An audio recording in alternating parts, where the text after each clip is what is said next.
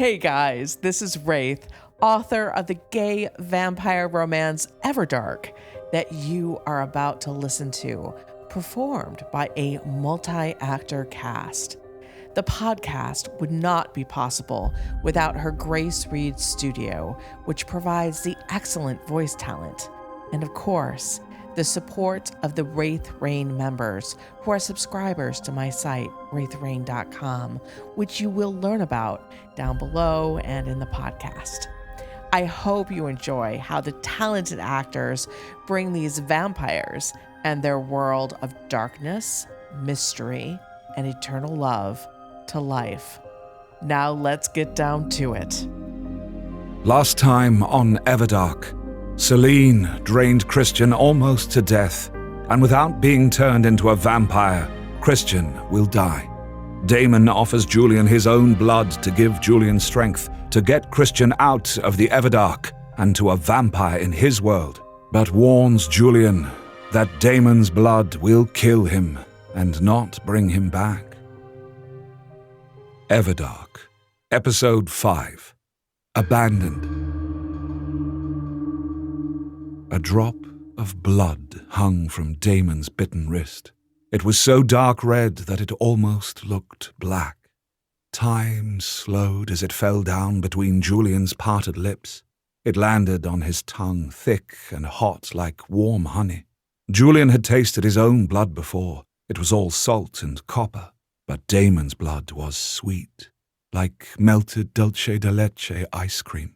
What poison tastes so good? His mind wandered, for it was poison. Damon had told him so. It would kill him. But first, it would make him strong. The drop slid over his tongue and down his throat. He could feel every millimeter of its passage. Damon lowered his wrist to Julian's lips while he cradled Julian's head with his other hand. The immortal's own lips opened as if he were anticipating the blood himself, as if tasting it, as if savoring it. "Drink, my fierce fighter," Damon urged. This is going to kill me, Julian thought. Fear gripped him for a moment. He was young. He still thought he was immortal. but I'm going to die. I'm going to die today. Damon's mouth tightened, but then he tenderly ran a hand through Julian's hair. It was the gentlest caress from hands that had ruthlessly killed 2 other vampires. Julian doubted that Damon thought of those 2 others he'd turned to dust. He likely had forgotten them moments after draining them dry. He could feel that about the immortal. Yet his voice was so gentle as he said, "Yes, but you will save your friend, and I will remember you. Always." Immortality of a sort. Julian found himself giving a shaking smile. I don't know if I can do this. But then he caught sight of Christian's drained and grey body. Guilt slammed into him. He had no right to live when Christian was going to die. He'd brought his best friend here. This was his responsibility. He'd been so busy trying to chase the dead that he hadn't considered the ones that were still alive. "There will be no pain. Not now," Damon assured him. But later? Julian's gaze flickered back to Damon's hooded face for confirmation. The tightening of the immortal's jaw answered his question. He found himself reaching up with shaking arms to the hood that still obscured his features. You told me that I would get to judge for myself if you were beautiful or not. I want to see your face. Those lips quirked into a half-smile which quickly died. "The face of the one who killed you." The face of the one who saved my best friend. Damon looked away from him. "If I had been stronger, both of you would have lived through this. I do not understand why they abandoned me here." Curiosity plucked at Julian even now. Who abandoned you? "It does not matter." Damon looked back at him. "You've already taken 1 drop of my blood into your body. That's not enough to give you strength, but it is enough to steal your life. We must complete this, Julian. Your time is already counting down." Julian's fingers were at the edges of the hood and they twitched at Damon's words. Just let me see your face. I have to see your face. "Drink, and I'll show you." Julian opened his mouth and Damon pressed his wrist against it. Blood flowed into his mouth in warm, sweet waves. Julian found himself swallowing the liquid down in great gulps as Damon petted his hair, and this humming filled his head. It was like a lullaby, and all the fear drained away, but then his vision immediately started to blacken around the edges. He reached up towards Damon's face, trying to reach out to the immortal to anchor himself. You promised. Show me your face, please. Damon pulled the hood back, and Julian forgot to breathe, and the darkness retreated as if Damon brought his own light to the dark. The teenage vampires had been attractive, but not stunning. They were beautiful, but not otherworldly. Their silver eyes and fangs marked them as vampires. The way they had moved had been fast and dangerous and preternatural, but Julian could still see the humanity in them, if only the remnants of it. Damon, though, was something else entirely. Black curls surrounded a face that could have been sculpted by the ancient Greeks. His cheekbones were high, his jaw was strong, his lips were plush, his nose was aristocratic, his forehead was wide and sensitive. His eyebrows were elegantly arched, giving him a searching expression. His skin was mostly cream with a touch of coffee color in it. But then there were his eyes. They were red, not an ugly blood red, but the color of banked coals in the dark on a windy fjord. They were the essence of fire. He could see the colors in the irises moving, flowing, igniting like the sun. Gold flecks danced within them. They were utterly beautiful. They were completely unearthly. Damon was not human. Julian didn't think he ever had been. You're not like the others. Julian found himself saying. No, I am not, was the answer he got. But he felt there was so much more here. He couldn't believe he wouldn't be able to explore the mystery of Damon. He just couldn't. Julian touched Damon's skin.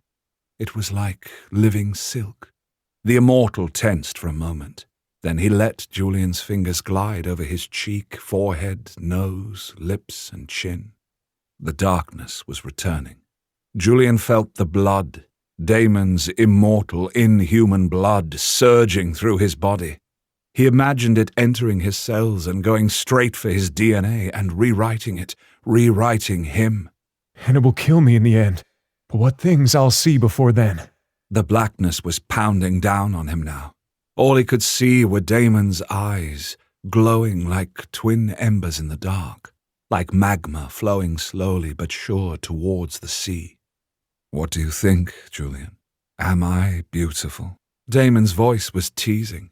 You are so much more than that, I think. Julian struggled to get out. Those eyes hardly looked like eyes anymore. There were faint sparks of light that were fading and fading and fading. An immortal vampire king who should exist only in dreams. Dream now, Julian. Dream of me. Then blackness devoured everything. Julian wasn't aware of anything but the dark. He didn't have a body. He wasn't even sure he had a mind. He was nothing. And then there was a chink of light. He blinked his eyes, for they were back and seemingly under his control, as if he could clear the darkness away physically. It actually seemed to work. With every blink, the darkness receded. His sense of himself, of having a body, came back. But something was strange. Off. He was standing, for one, not lying down on the ground. He felt no pain or exhaustion. He was still in Nightviolin. He recognized the architecture and the sheer presence of the city. But he was not by the golden-domed tomb. Instead, he was in a circular room, 3 stories tall, that was lined with books with gold-etched spines. The scent of parchment and ink and that indescribable fresh scent of trees filled his nostrils. He could smell other scents, too, so many. The dry scent of linen, the bitter bite of sweat, the sweetness of incense and the waxy scent of flame. He'd never experienced so much before. He blinked and realized that more things were different. He was facing a semicircle of 10 people who wore cloaks of twilight blue-black. One of them, a woman with platinum hair that hung to her waist in a shining braid, was smiling at him with affection and respect. She had clear features and skin like pure cream. Though a cloak hid her body, Julian sensed that she was slender, almost willowy. She stepped forward and took hold of his hands in hers. He did not physically start, even though he was mentally alarmed by her sudden closeness. Her hands were cool and smooth. When he looked down at hers in his, Julian realized that these weren't his hands. He recognized them, though. They were Damon's hands, long-fingered, elegant, sensual. So unlike his own that were calloused from rock climbing and constantly smeared with ink, with fingernails bitten to the quick. Damon told me to dream of him. This isn't a dream, though. This is a memory. Julian realized. Shock and wonder filled him. Did he mean for me to see this? It's part of the answer I'm searching for about him. My king, The platinum blonde woman said. are you certain of this course? Damon looked up from their clasped hands, but not at her. His eyes slid to a doorway to his left. In the next room was a sarcophagus surrounded by delicate white taper candles and strewn with white flowers that reminded Julian of stars. He could not feel Damon's emotions seeing this aspect of death. He had no way of knowing whether the sight of that sarcophagus and the person inside hurt the immortal. Unlike the teenage vampires he had killed without a seeming second thought, this person must have been favored somehow to have a resting place. Another vampire needing to wake from the grave? Julian wondered, but he felt it was wrong almost immediately. The sarcophagus did not have a figure on top like Damon's had, or rather, the figure had been Damon. Instead, there was just a plain white marble lid. Maybe someone really dead. Vampires clearly die, I think. Then Damon turned back to the woman. Julian realized that her eyes were silver like liquid mercury that moved within her irises. There was a sense of otherness about her too that clung to Damon like a cloak. But he felt that while she was closer to what Damon was, she wasn't altogether the same. I am certain. Damon's voice rolled between them. She glanced through the doorway then too, and her lips pressed together as bright tears flashed for a moment in her eyes. The day will come when a human will be strong enough to survive the turning. You will have a fledgling that will make your heart soar. The candles danced around the sarcophagus in the other room as if in answer to her words. Oh man, they died from drinking Damon's blood. Julian felt nausea bubble up inside of him. A chill dread fluttered down his spine at the same time. Just like I'll be. But I'll save Christian first. I can do that. And if vampires are real, then maybe, just maybe, there's something after this life. Maybe I'll find my parents. Damon's body stiffened at her words, and again Julian wondered what the immortal felt. Grief? Guilt? Love? Damon's voice was slightly chilly as he asked, "Is that a prediction, Seer?" Her silver eyes went unfocused for a moment as if looking into the far distance. Damon was utterly still as she stared. Then she was looking up at him again. Her lips were wreathed in a warm smile. Yes, my king, it is. "I hope you are right," Damon answered her. But his tone was flat and unbelieving. It spoke of disappointment, or rather, despair. Your gift of seeing is as strong as mine, stronger most times. She said with an affectionate tilt of her head. You must see it too. I can see nothing on this point. Every time I look at it, it is as if the future disappears altogether. Damon's hands clenched at his sides. She gestured back towards the other 9 figures who remained still and silent as statues. We will ensure it. Fate will have a helping hand. We will bring you offerings, and when the one is ready for you, we will wake you to rule us once more. It was then that Julian thought he saw at least one of the 9 figures stir behind her, as if they couldn't quite hide their disagreement with that last statement.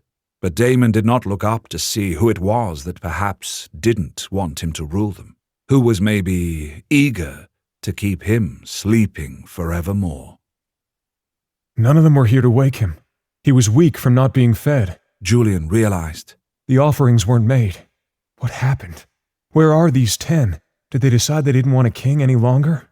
Did they enjoy ruling themselves, or did they go to sleep themselves? Or were they killed? A wind suddenly started to blow. The candles surrounding the sarcophagus flickered out one by one, and darkness fell once more just like it had before. Julian, though, had no fear. He knew he was going to see something else from Damon's memories, something he wanted to see, just like he had wanted to see this. Again, it began with the ability to blink. The darkness retreated and was replaced by the luminous light from the 2 moons of Everdark. He wasn't standing any longer. He wasn't lying down. He had no sense of having a body absent from the blinking. He felt like a spirit, an astral form flying through the night. He looked down and realized he was hovering above the city of Nightvarlen. It was far larger than even he had realized from the road and his and Christian's mad dash through the city. There were miles and miles of it. It stretched out to the horizon and beyond. His heart soared at the beauty of the city of pale stone. It was the essence of adventure. He longed to practice urban exploring here and climb every building, go inside every doorway, see what was beyond every balcony. That's when the voices came. Voices he recognized. One of the best things about having my own website is getting comments directly from readers. I do write books, which are published on Amazon, but I have no idea who the readers are there. When I post a serial chapter, my members get to comment right away, and I get to hear exactly what they think, what they're excited about, and also I get to respond back. If you're interested in becoming a member so you can join the Peanut Gallery, check the show notes for the sign-up link. They were his parents' voices. Julian's heart leaped again. He started to drift down towards them, slowly, languidly, as if not quite awake or aware, as if only half interested. But Julian was desperate, so this was definitely Damon's memory. He heard a rustling, a flapping, and out of the corner of his eyes he saw wings. Black wings, a bird's wings, perhaps a raven? I'm in the body of a bird? Or is this Damon as a bird? Maybe vampires really can turn into animals. He soared down in an ever-narrowing spiral towards one of the curving streets that snaked through the city's center. He saw 2 figures, small as ants at first, standing in the street. The raven swooped lower and then perched on a high windowsill, just out of his parents' sight, but giving him a clear view of them. A wave of emotion, grief, love, longing went through Julian as he looked at his parents for the first time in over a decade. He would have said that he had not forgotten a thing about them, but he saw that he had. He had lost the aliveness of them. They had been just still images in his mind, just fractured parts of a whole. But now, there they were, alive and whole. He drank in the sight of them, the sound of them, the smell of them. His father's tall, muscular form hadn't come from hours in the gym each week, but from being out in the world, exploring and conquering it. There was stubble on his strong jaw and cheeks just starting to go grey. There were strong lines around his eyes and mouth from smiling, and being out in the hot desert sun. He was wearing what Julian always thought of as his adventure gear, which was a pair of tough cargo pants in tan, tucked into lace-up steel-toed boots, a white, V-necked t-shirt which exposed powerful forearms and clung to large biceps, and a matching tan vest that had straps and pockets to carry everything from a notebook to a flashlight to extra rations, whatever they would need if they got caught in a cave-in or had to travel through trackless desert. In addition to the normal tools his father usually carried this time, his father had a crowbar with him. He was trying to wedge the end of it between one of the closed and sealed doors of Nightvarlen and the jam, but he was having little success. The door resisted all of his efforts to crack it, even as his powerful muscles strained. Jack, you've got to see this. More writing. Joanna Harrow exclaimed. Her voice held a tint of the British accent from her youth in England. She'd moved to the United States when she was 10, but when she was excited, she reverted to her native accent. "Hold on, just trying to get this door open," Jack responded as he tried again to slam the end of the crowbar into the edge of the door. Mom! Dad! He called to them, but of course they couldn't hear him. This was a memory. They were dead. They would never hear him again unless there was an afterlife. His mother had long dark hair that was tucked through the back of a baseball cap. She wore a dark blue tank top. A soft grey hoodie was tied around her waist, and a pair of black cargo pants also tucked into nearly identical boots as her husband. Her arms were muscled and her shoulders broad. She had been a swimmer during high school, and her adventurous life with Jack Harrow had made her strong and lean. She wasn't beautiful in any conventional sense. Her features were too fox-like, her nose too broad, her jaw too firm. But she was stunning. She seemed to exude strength and wellness. She brought some of the mysterious outdoors with her wherever she went, and her eyes, the same as his, arrested people's attention the moment they saw them. Both of his parents had been smart and intuitive. They knew over 24 languages between them. They valued knowledge. It was treasure. Many people wondered if his parents really could have been a cross between Lara Croft and Indiana Jones. Could they really be that filled with wonder for the world? Did they really believe in the things they sought for? If Julian had ever doubted them, one look into their eyes now told him that they did believe. They'd found the Everdark. They'd discovered Nightvallen, and they'd never seemed more alive than in this moment. What are you doing, Jack? His mother glanced over at his father. Her face took on a hint of alarm when realizing his intent to break the door down. "Damn!" His father sighed and let out a laugh. He dropped his arms down to his sides and wiped sweat from his brow. "I can't even chip the damn thing. Makes me feel old." That's what you deserve for using a crowbar. Jack, we can't damage this place. That's not our way. That's not good archaeology. She chastised him. I know. His father hefted the crowbar with a look of dissatisfaction. "I just want to get inside, Joanna. There are even greater wonders there. I'm sure that's true." We'll get inside, Jack. But we aren't tomb raiders, no matter what the others say about us.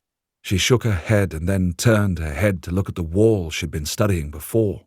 There are wonders outside, too. His father went to his mother's side. He put an arm around her trim waist. She was peering at the writing that was engraved into the mansion's wall. Her fingers trailed over the words and her mouth moved as if she was trying to sound them out. But the language had a pictogram aspect which would defy such understanding.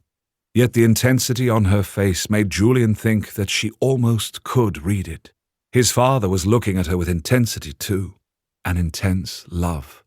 "Why would they abandon this place?" his father asked as he looked around at the graceful buildings and wide boulevards. I don't think it is abandoned, his mother said, even as frown lines formed on her forehead. "Why do you say that?" His father looked at her with interest. Though they never mentioned it in their programs or books, both of them trusted his mother's intuition. There was almost a mystical quality about her abilities. Likely not wanting to be mocked more than they already were, this was never revealed. I feel... His mother reached out into the air, actually towards Julian, or rather to the raven which flitted slightly backwards out of sight, and continued, I feel like the city is waiting.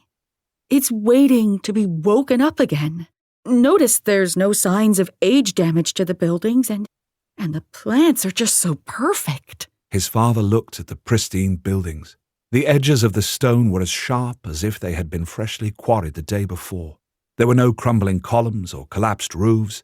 The vines that flowed down the sides of buildings like waterfalls were neat, as if pruned.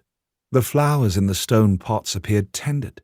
These were things that Julian hadn't noticed himself, but he had been running for his life.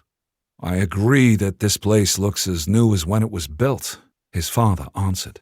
It must be magic of some sort keeping things up, she said. Or the vampires are hiding from us and tending it when we're not here. His father flashed her a grin. So they're coming out to quickly prune and do some stonemasonry, but hiding from two humans otherwise? She lifted a delicate eyebrow, but then her expression grew serious again.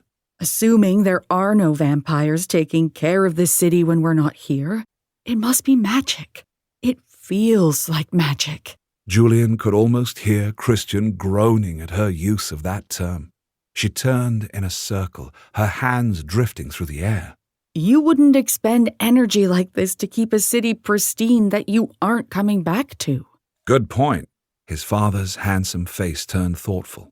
I'm just surprised that there's no one watching this place. No guards, no other magical wards. Nothing. His mother's mouth opened, then shut, as if she was going to say something, but thought better of it. His father didn't catch that. Otherwise, Julian was certain he would have questioned her. And if he had? If he'd seen her hesitation, would they have lived? Julian would love it here, his mother said, and he was startled hearing his name on her lips. It had been so long since he'd heard her say it. She looked almost wistful as she gazed down the street. His father put an arm around her shoulders and pulled her tight to him. He looked thoughtful too. I know. Sometimes I feel... What? She turned to look up at him, interest written large on her face, as if she wanted him to confirm something she was feeling too. That we should bring him here. His father pressed his lips together. The feeling is so strong sometimes that I've almost found myself heading towards the Octagon building to go get him. I felt the same way, she admitted, and there was a slight look of alarm in her eyes. Then it's not in my head. Not if it's in yours too. A muscle in his father's jaw twitched. We shouldn't bring him here, Jack. Not until we know why we both feel like we must.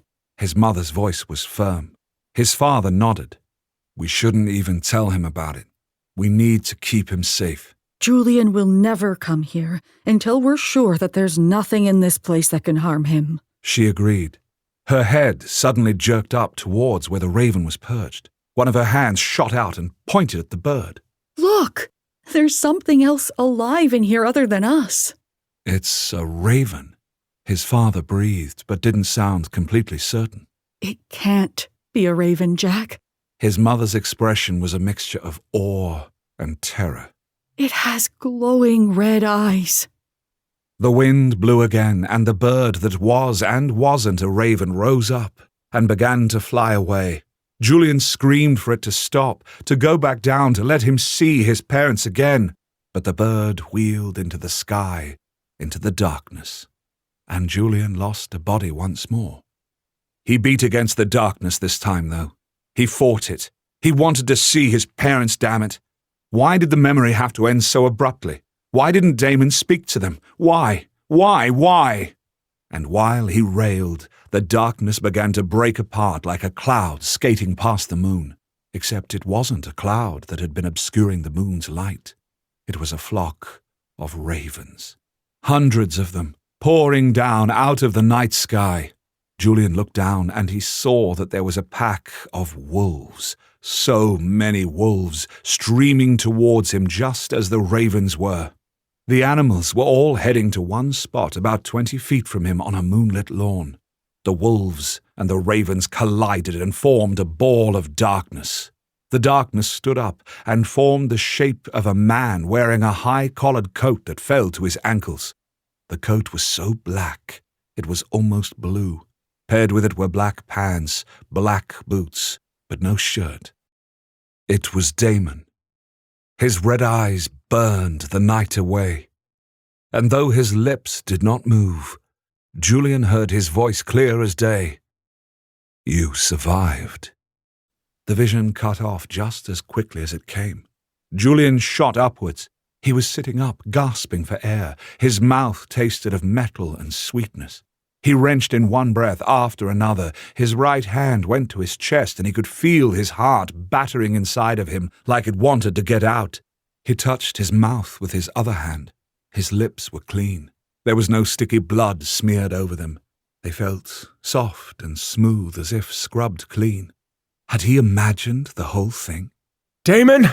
Christian! He called out mentally and physically. No one answered him. He looked around. He recognized the space immediately, though he had never been there before, but his parents' journal had been crystal clear about its appearance. He was in the octagon building, and one of the doors was open, a gate between the Everdark and Earth. He could see a familiar street, Main Street, right near the hospital in his and Christian's hometown through the doorway. On Earth, it was still night, but there was a grayness appearing in the east.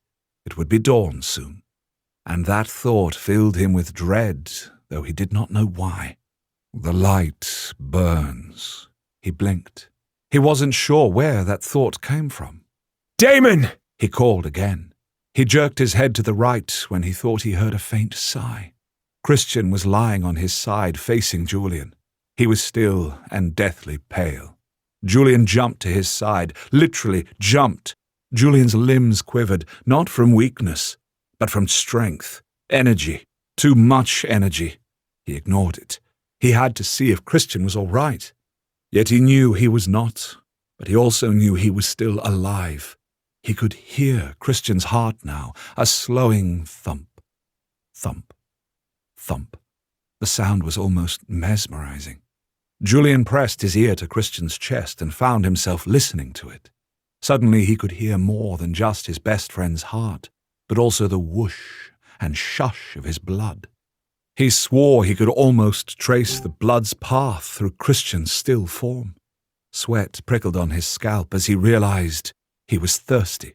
He yanked himself away from Christian and stared at his best friend with a mixture of horror, longing, and love. I want his blood. What little there is left of it. Oh God, no. Julian shook his head and dug his fingernails into his palms until he felt in control of himself again. The thirst abated nearly as quickly as it had come, but he didn't wonder if he had imagined it. Damon! Damon, where are you? Julian called. There was no answer back. The city of Nightvallen seemed deserted once more, but Julian knew that Damon was still there. But he was staying out of sight. He was ignoring Julian's calls, and for a moment a pit of despair opened in Julian. He felt abandoned, like a child left at the side of the road after falling asleep, safe and sound in the back of his parents' car, only to awake and find them and the car long gone.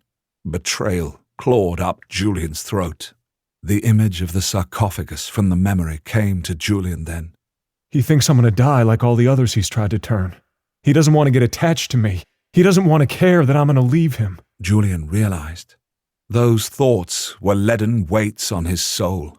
But then he shook himself. He didn't need Damon. The immortal had failed to save Christian. Yes, he was responsible for bringing Christian to this place, but if Damon had only been stronger and faster, he could have saved them both. And now he's abandoned me to die in the streets, alone and unwanted. He twitched. The energy urged him to move. The coming dawn told him he had to move. Christian's slowing heart begged him to move. He could not stay here. He had to leave. He had to save his best friend, and then he was supposed to die. You survived. Those words, that last vision he'd had before waking, were not from a memory. It was a vision of something that had not yet occurred. Wishful thinking? Or real? Whichever it was wouldn't change this present moment. With surprising ease, Julian picked up his best friend and cradled Christian against his chest. He was as light as a feather. Literally, it seemed that Christian weighed nothing. It's all right, Christian. I promise. I'm going to save you. Julian promised and kissed his best friend's temple, quickly withdrawing his lips as he felt heat radiate from Christian's skin. They'd begun that night, determined to prove that vampires existed and to expose them. Now, he needed the vampires' help to save his best friend. They'd sent 2 of their kind to kill him and Christian. Who would he be able to trust among the vampire kind? Would any of the vampires help them? Julian knew he had less than 48 hours to find out. Julian carried Christian through the doorway to Earth. Though he did not turn around nor call out Damon's name again, He felt the immortal vampire king's fiery gaze on his back. He ignored it. He would not spend whatever time he had left thinking about the being who had abandoned him. Join us next time for Episode 6, Complications. I hope you enjoyed this episode of Everdark with its professional cast and production.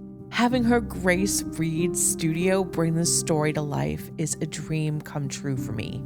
If you love and want to support this podcast, all 15 episodes of the first volume are available as an audiobook for you to download and listen to without having to be online. You can also sign up as a Wraith Rain member, which is my own website, and not only get the entire 15 volumes to stream from the private members podcast feed, but access to everything I write, including the completed Everdark and the sequel, Everdark Academy. Please see the show notes to find the links. The Everdark podcast by Ex Aritare is performed by Edward Fox, Adam Riley, Jay Thelis, Bruno Devant, Kelly Michaels, and Hannah Hart. Edited by Matthew Prince. Continuity by Adriel Wiggins. Everdark is produced by Wraith Rain Publishing in association with Her Grace Reed's Studios. Copyright 2022 by Wraith Rain Publishing. Hey guys, this is Wraith, author of the gay vampire romance Everdark that you are about to listen to, performed by a multi-actor cast. The podcast would not be possible without Her Grace Reed Studio, which provides the excellent voice talent, and of course, the support of the Wraith Rain members who are subscribers to my site, wraithrain.com, which you will learn about down below and in the podcast. I hope you enjoy how the talented actors bring these vampires and their world of darkness, mystery, and eternal love to life. Now let's get down to it. Last time on Everdark. Julian Harrow and Christian Thorne are set to reveal the existence of vampires by traveling through a magical gate to a place called the Everdark. Everdark, Episode 6, Complications. That first step through the doorway between Everdark and the earth felt momentous. There was none of the blurring and being pulled. It was a simple step, yet it felt like a massive change in altitude. Julian's legs trembled beneath him at the change and his ears popped. He immediately forced them to firm. He would not drop Christian. They were standing in the middle of Main Street. The street was lined with businesses that were all darkened as it was still before dawn. The parking spots on the normally busy street were empty as well, though there were a few apartments above the shops. Thankfully, no one was walking their dog or taking an early morning stroll or gazing out of their window at the moment.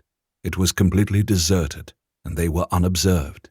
The street lamps glowed softly, casting small pools of golden light onto the asphalt. He realized the ground was wet.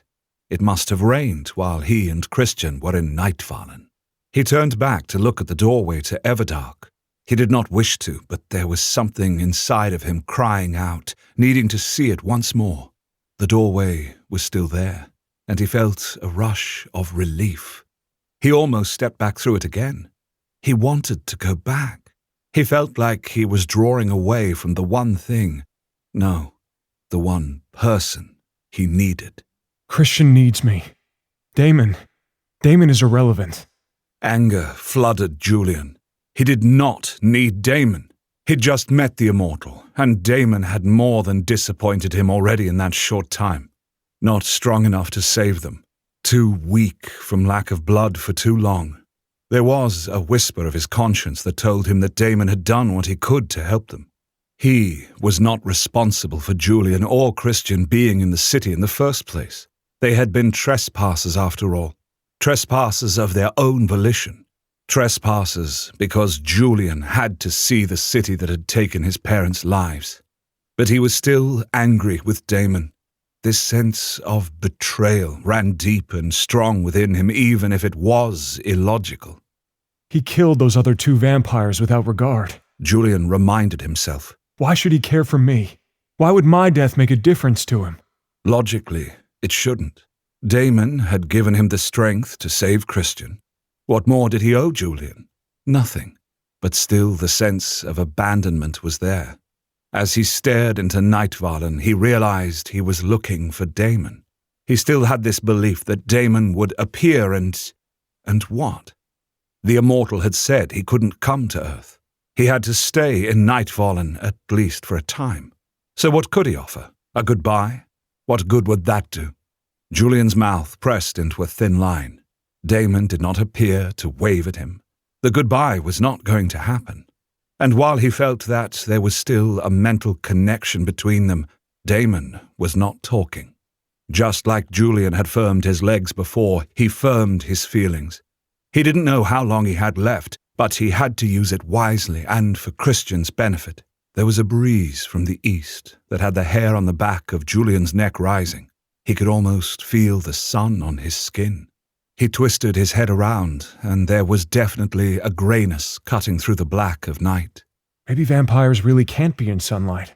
My instincts are telling me to get inside, someplace dark and safe. He turned away from the door. It took all his strength to do so. He wanted to logic his feelings of betrayal and abandonment away, but it wasn't working very well. But the need to help Christian flooded him and gave him the strength to start to move. He knew, though, the moment the door to Everdark closed. It was on his 5th step away from the doorway. It felt like all the air had been sucked out of his lungs, and he nearly stumbled. But he didn't look back. He wouldn't look back. Where should I take Christian? I can't keep carrying him while I look for friendly vampires. Should I take him home to Wingate? But he immediately rejected that. The vampires that had come after them clearly knew where they lived. They would likely track them down at Wingate. Besides, Christian needed care. Julian couldn't search and provide that at the same time. At that moment, he heard the wail of an ambulance in the distance. The hospital. The doctors and nurses there wouldn't be able to cure Christian, but they could keep him comfortable while Julian searched for the true cure for what ailed him. He started to jog down the street, mentally mapping the route to the hospital from his memory. He was startled as he realized how easy it was to run, even with Christian's solid weight in his arms. His boots tapped a puddle on the sidewalk, and he saw the individual droplets rise up and fall down in slow motion. He could see the ripples those droplets made when they fell back down into the puddle. He stumbled to a halt and stared at the water in shock. He tapped his foot again and watched the droplets once more do this amazing dance. His vision zoomed in on each of the individual droplets, watching every one of them twist like dancers in the air. It wasn't just his vision that was freaking out either. He could smell the freshness of the rain, the acrid scent of asphalt, and the sweet yeastiness of baking bread from the bakery a few streets over. The scents were strong and distinct. He could easily separate them and examine their intensity. He could almost see the scents flowing through the air like different ribbons of color. His hearing suddenly kicked into high gear.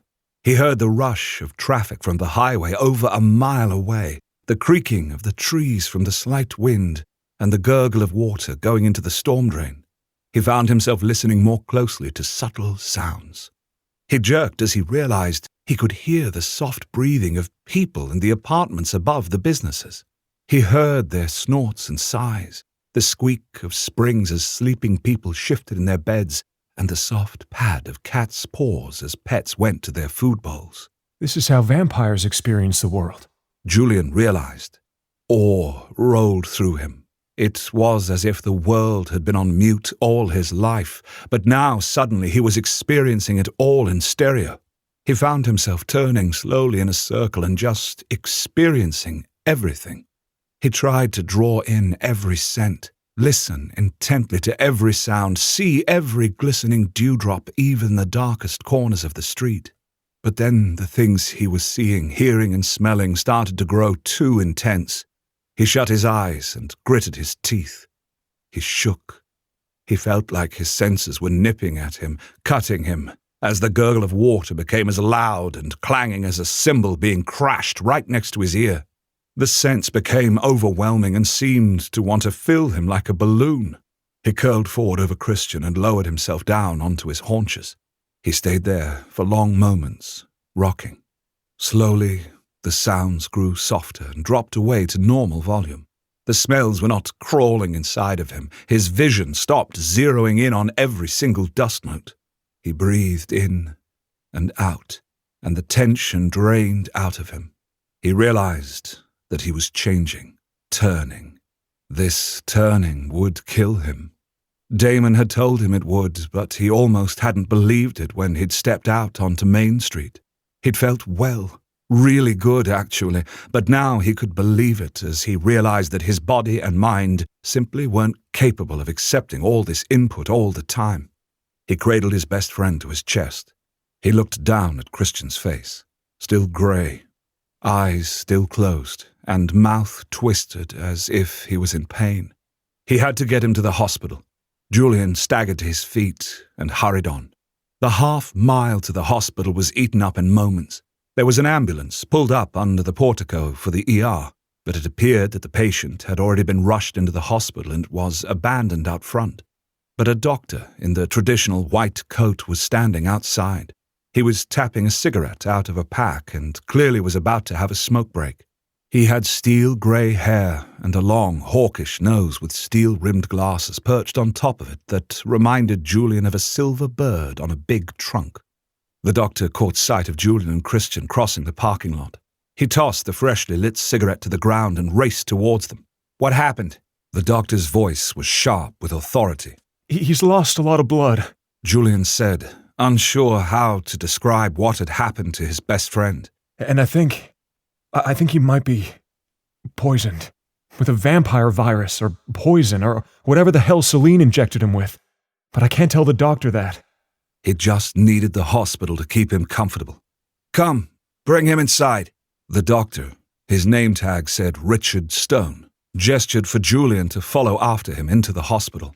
Despite the smoking, he moved quickly, though nowhere near as quickly as Julian, who was now trying to stop himself from racing ahead of the other man. The moment Julian set foot in the ER, he nearly lurched back out again. The lights in the ER seemed blinding. Julian's head spun even as his eyes watered. He blinked them rapidly and found himself following the sound of the doctor's steps rather than actually seeing him.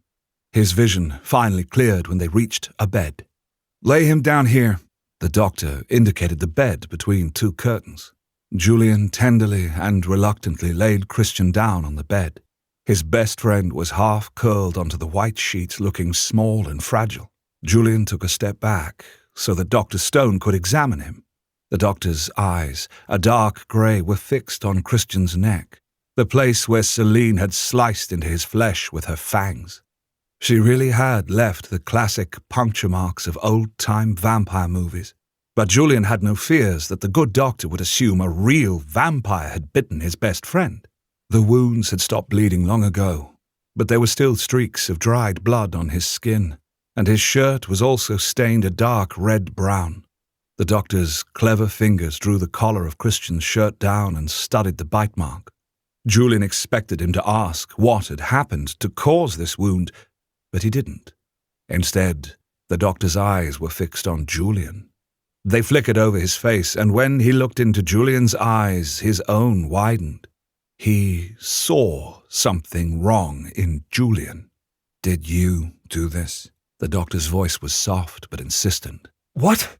No, it wasn't me," Julian cried. "It was a girl. It doesn't matter. Look, he's lost a lot of blood, and—" "Are you certain you didn't do this? That you didn't lose control and bite him?" The doctor insisted. Bite him? He asked me if I bit him like he knows about vampire fangs. No, that's crazy. "Where is your master?"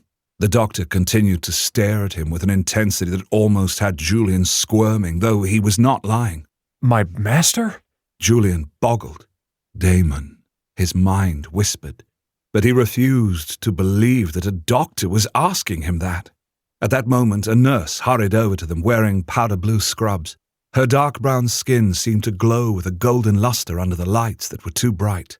Dr. Stone, can I assist? Dr. Stone stood up straight and became rigid. He barked, "You are not needed, Nurse Williams. I have this under control." She blinked, clearly confused by his behavior, but continuing to ask respectfully towards him. All right, but only if you're sure. That looks like a... "I'm sure. Now, please go." He bustled towards her, swinging his arms, shooing her away. She backed out, staring at him as if he had lost his mind. The doctor quickly drew the curtains all around Christian's bed as if to shut out the view of anyone who would view them. He then whirled around to face Julian. "How are you not at your master's side? You are young, very young. I can see it in your eyes. They aren't fully silver yet. There's a trace of red in them." Dr. Stone reached out and caught Julian's right hand and slid back his shirt to the elbow. Julian let out a hiss of pain, but the pain was quickly forgotten as he saw what looked like an infinity symbol on his inner wrist. It looked like the symbol was rising up from inside of his body. The color was reddish-purple. It was sore. What is this? Julian whispered. Dr. Stone lightly ran his fingers over it, and Julian jerked his hand back as pain rippled up his arm. "This is the symbol of your bloodline. Don't you know this? Didn't your master tell you?" Dr. Stone was looking at him through those glasses with intensity, but also sympathy. He was acting like Julian was a wounded animal. Surely this physician, this scientist, could not believe in vampires. But then Julian remembered the concept of acolytes that his parents had written about. Acolytes were humans who served vampires. Could this physician be one of them? Could Julian have already found what he was looking for? "I don't have a master." And that was true. Damon had abandoned him to his fate. "I need you to look after my friend while I find the people that can help him." "You must have a master. I know what you are." Dr. Stone's tone was a hushed whisper, but it was definite. "You don't need to be afraid. I want to help you. Day is coming, and I can tell you're in trouble. You lost control and hurt your friend. You don't want anyone to know, right? You were too thirsty and drained him nearly to death. You fear your master will punish you, but we must get a vampire lord to help you. Your friend cannot recover. He must be turned, or there is no chance for him." That was exactly what Damon had said. Dr. Stone must be a part of the vampire world. Julian had to take a chance. His only other plan was to look for these hidden places that Damon had spoken of and beg someone to help him there. Here was someone that wanted to help, and who seemed to know a vampire that could help. Are you an acolyte?" Julian asked.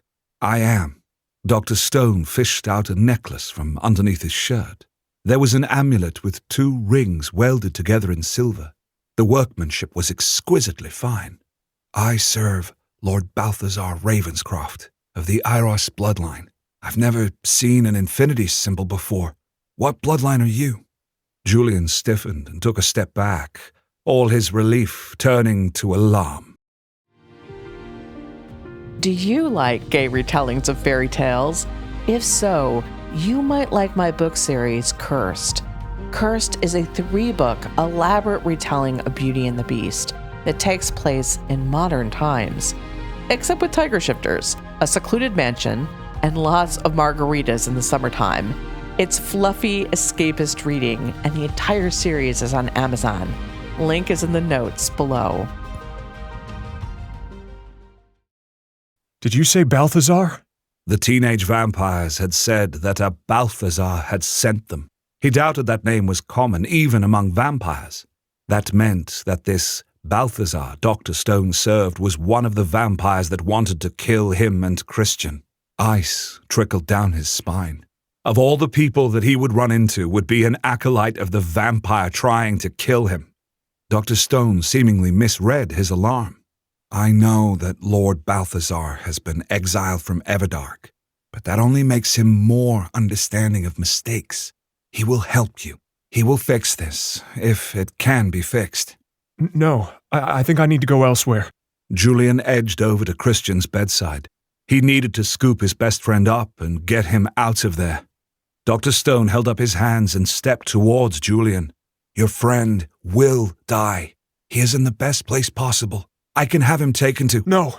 Stay back! Get away! Julian shouted. His senses were starting to go haywire again. The lights seemed to be strobing. The smell of antiseptic was cloying, suffocating now. The cries of pain of the patients and comforting murmurs from the staff were shouts that rubbed his skin raw. The day is coming. You cannot get him anywhere safe in time. Dr. Stone patted the air between them. But Julian did not find that comforting. Instead, it seemed like the doctor was trying to hem him in, keep him there, trap him for this Balthazar to come and kill them both. Let me just take my friend and leave! Julian cried, his voice going high and tight as all his senses pounded down on him.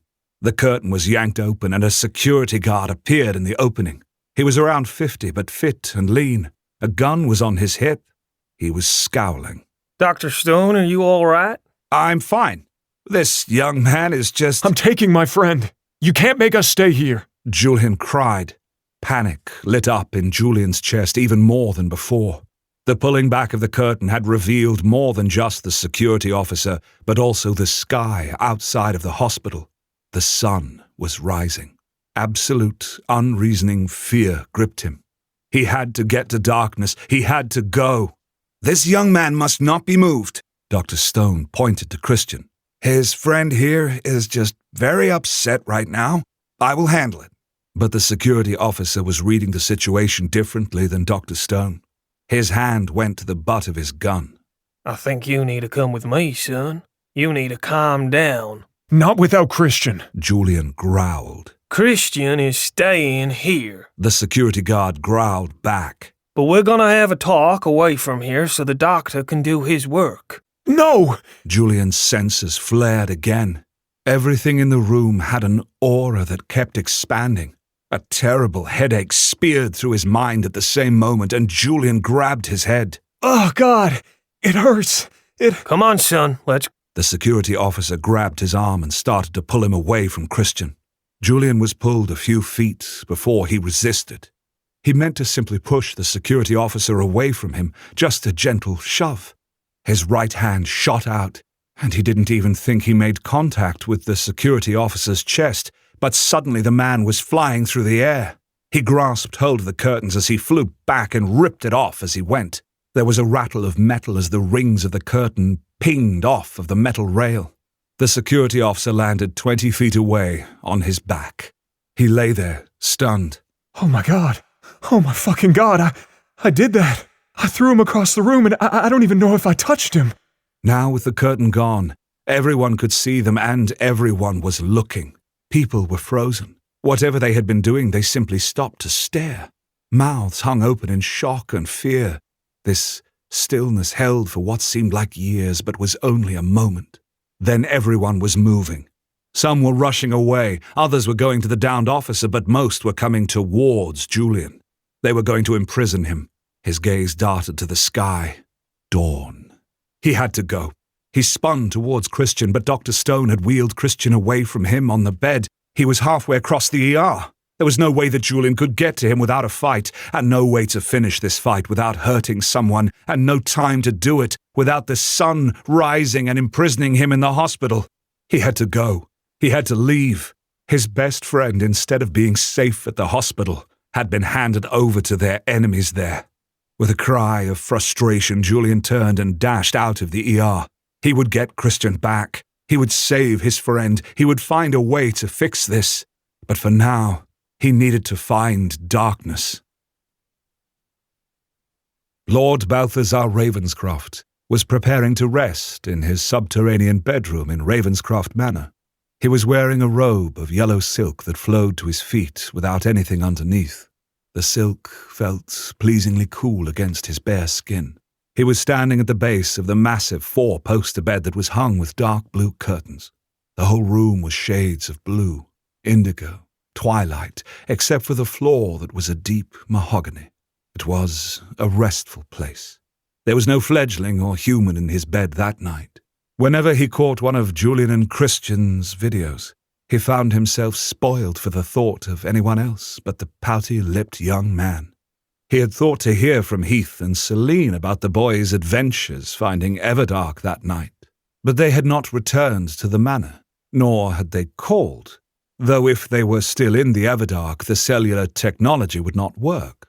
Yet that they had been away all night without a word made him faintly uneasy. While they were young fledglings, their masters had taught them well, and they could take care of themselves. Yet his phone started to buzz on the nightstand by his bed. He caught it before it danced off the table onto the floor. It was Dr. Stone calling him. He frowned. Dr. Stone was a very loyal acolyte. His daughter, Hedda, had been dying, but Balthazar had been able to cure her through the secret research that one of House Ravenscroft's companies had been performing. Seizing an opportunity to get yet another doctor aligned with his house, Balthazar had offered the cure.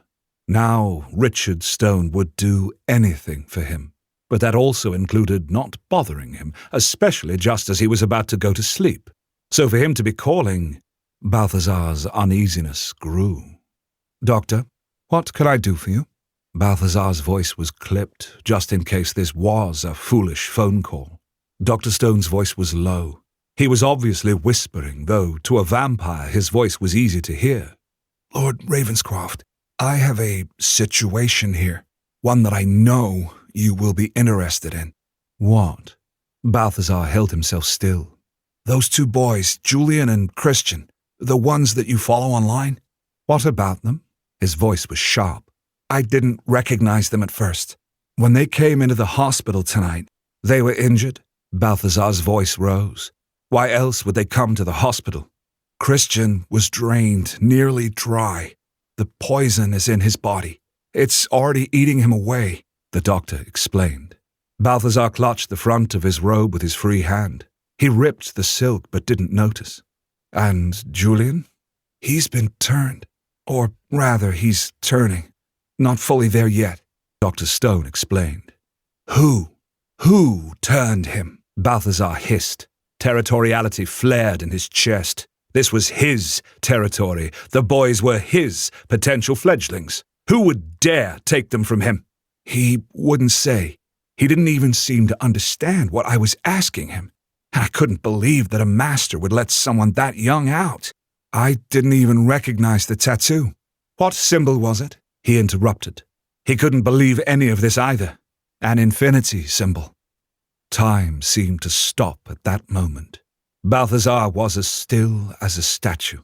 The doctor was rambling on, but Balthazar didn't hear him. The infinity symbol was for the 11th bloodline, Damon's bloodline, and in Balthazar's opinion, the made-up bloodline. He didn't believe in a vampire king to rule them all. He had enough problems with the authority of the council. A single vampire calling the shots simply because he was what? Strong? Old? Who cared? Didn't mean this person should rule anyone. But he'd thought that this vampire king was a myth anyways. No one had ever had the infinity tattoo. Dr. Stone must be mistaken. "Are they there with you?" Balthazar interrupted the flow of the doctor's words. He could feel the doctor's confusion in the quick silence. Likely because he'd been telling Balthazar where they were, but he recovered himself quickly and said, "I have Christian here. I'm preparing to have him sent to your home." "Yes, bring him here now, to me," Balthazar barked. "And Julian? I want him brought too." He needed to look at this tattoo himself, among other things. He was certain that Dr. Stone was wrong about that tattoo. He would find out who turned Julian, and he would punish them for it. The fact that Julian had been running around on the street after having just been turned was beyond unacceptable. That they had taken Julian away from him was unacceptable. It was all unacceptable.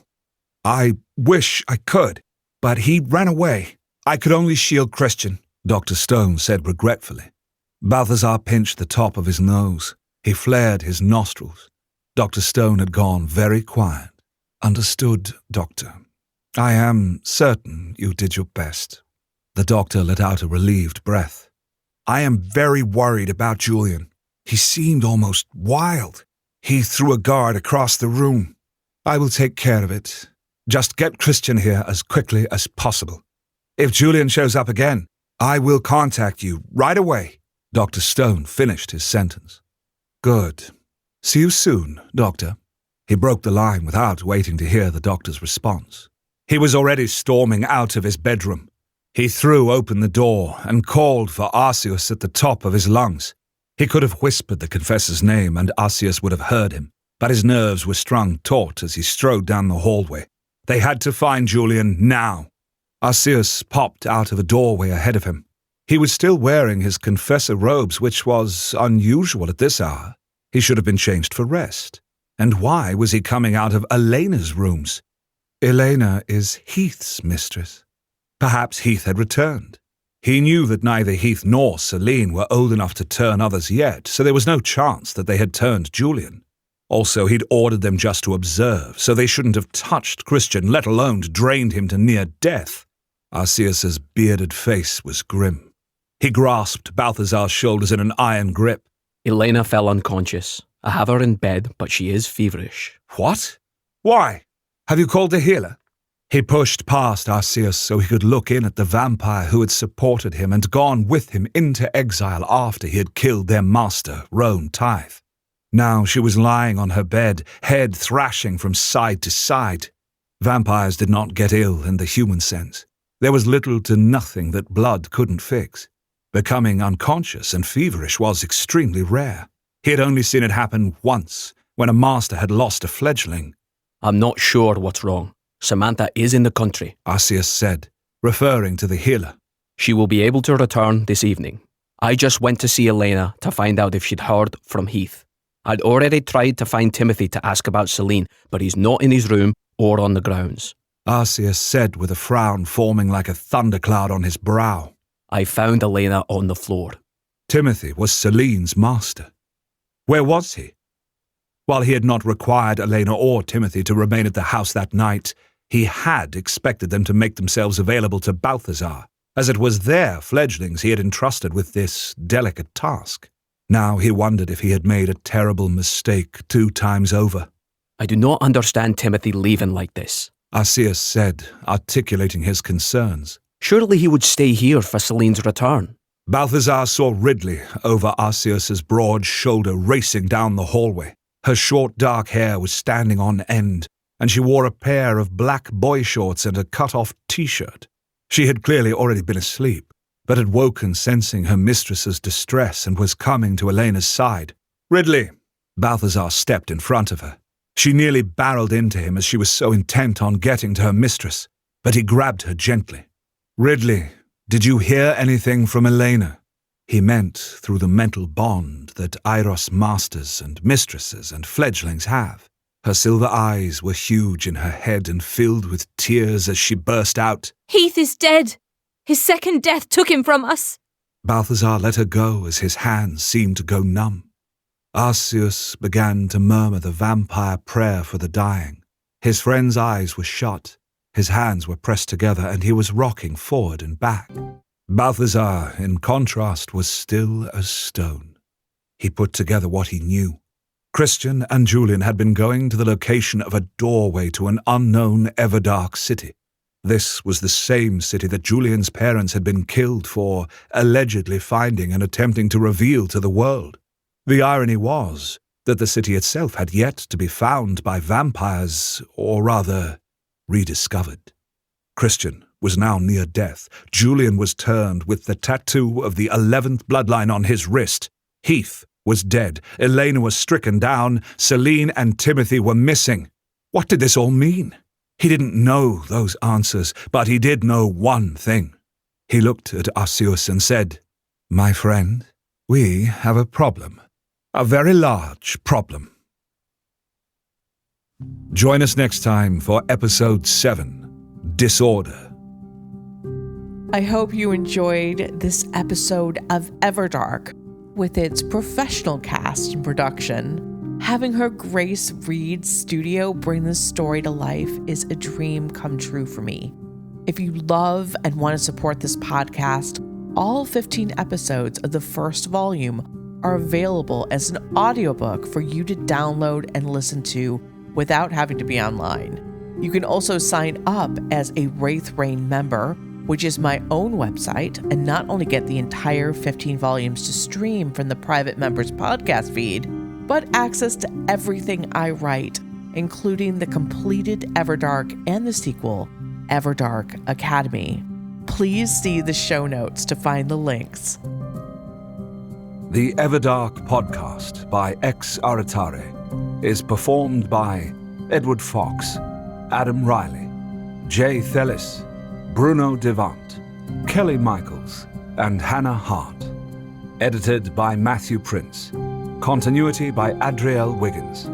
Everdark is produced by Wraith Rain Publishing in association with Her Grace Reads Studios. Copyright 2022 by Wraith Rain Publishing.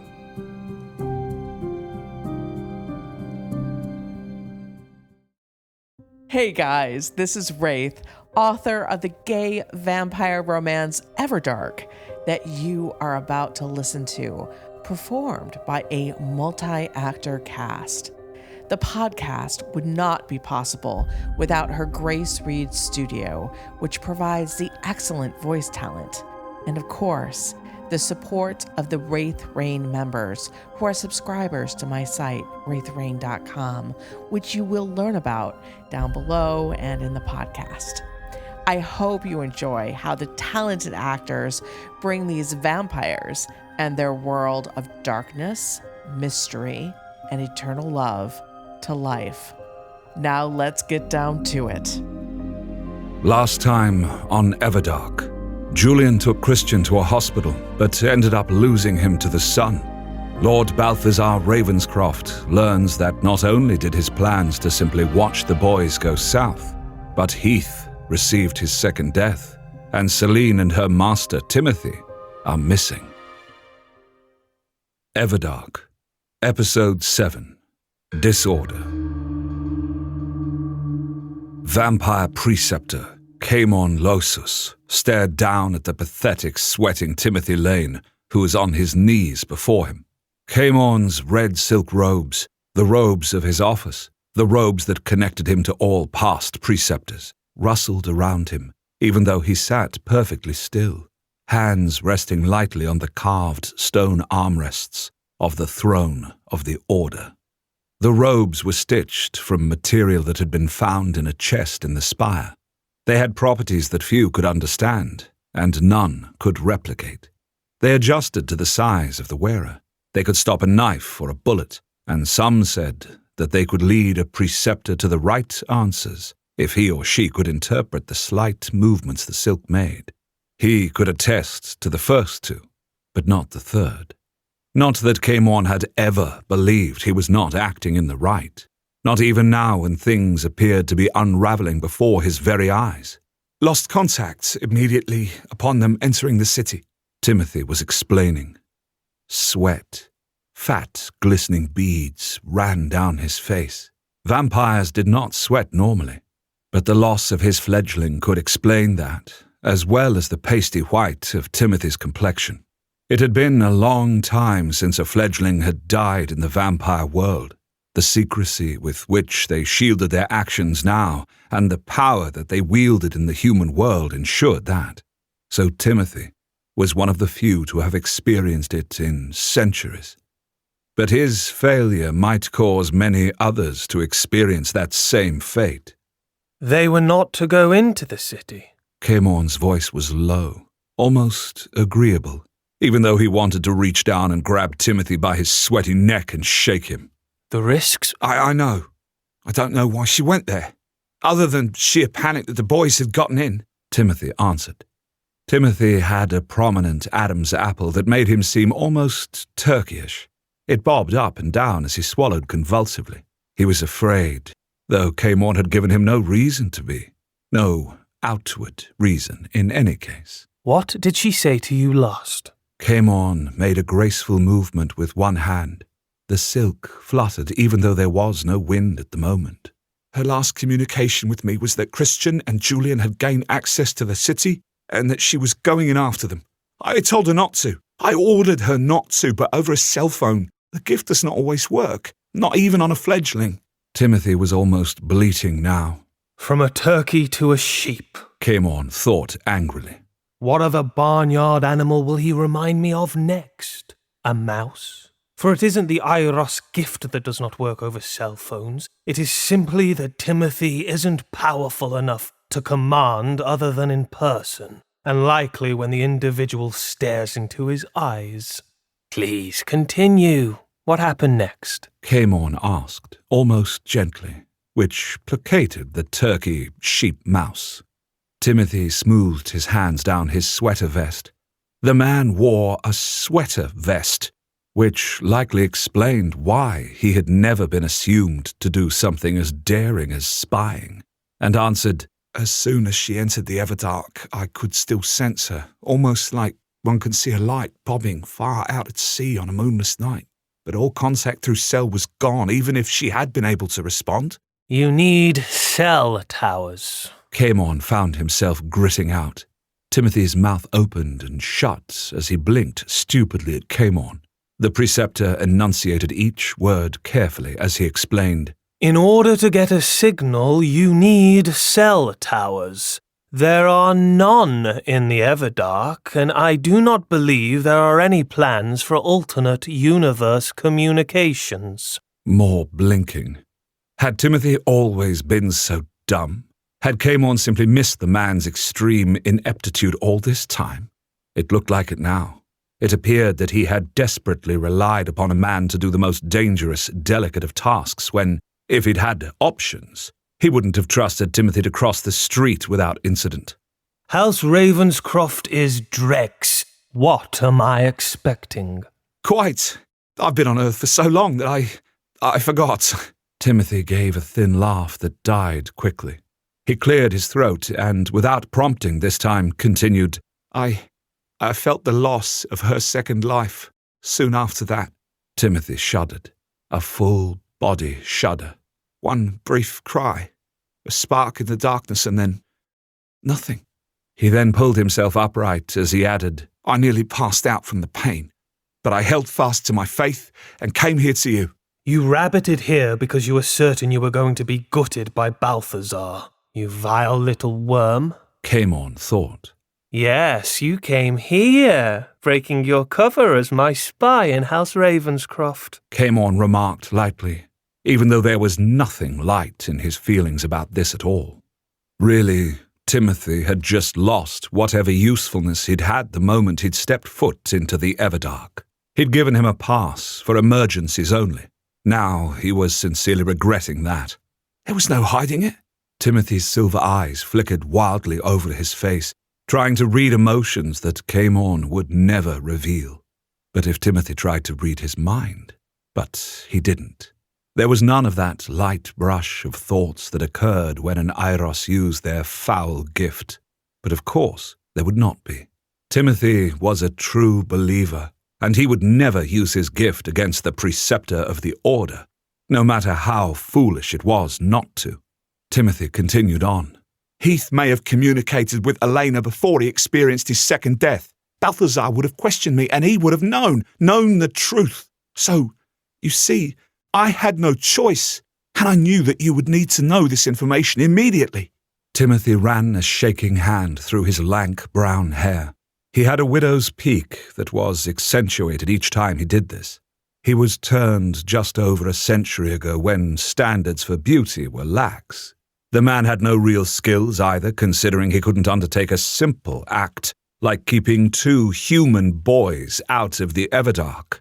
If only Camon could have trusted his own people, but that was fraught with peril. Faith could seem durable, almost unbreakable, but then a thing would happen and it would shatter like the thinnest pane of glass.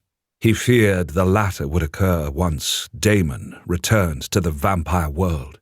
But he would stop that from happening.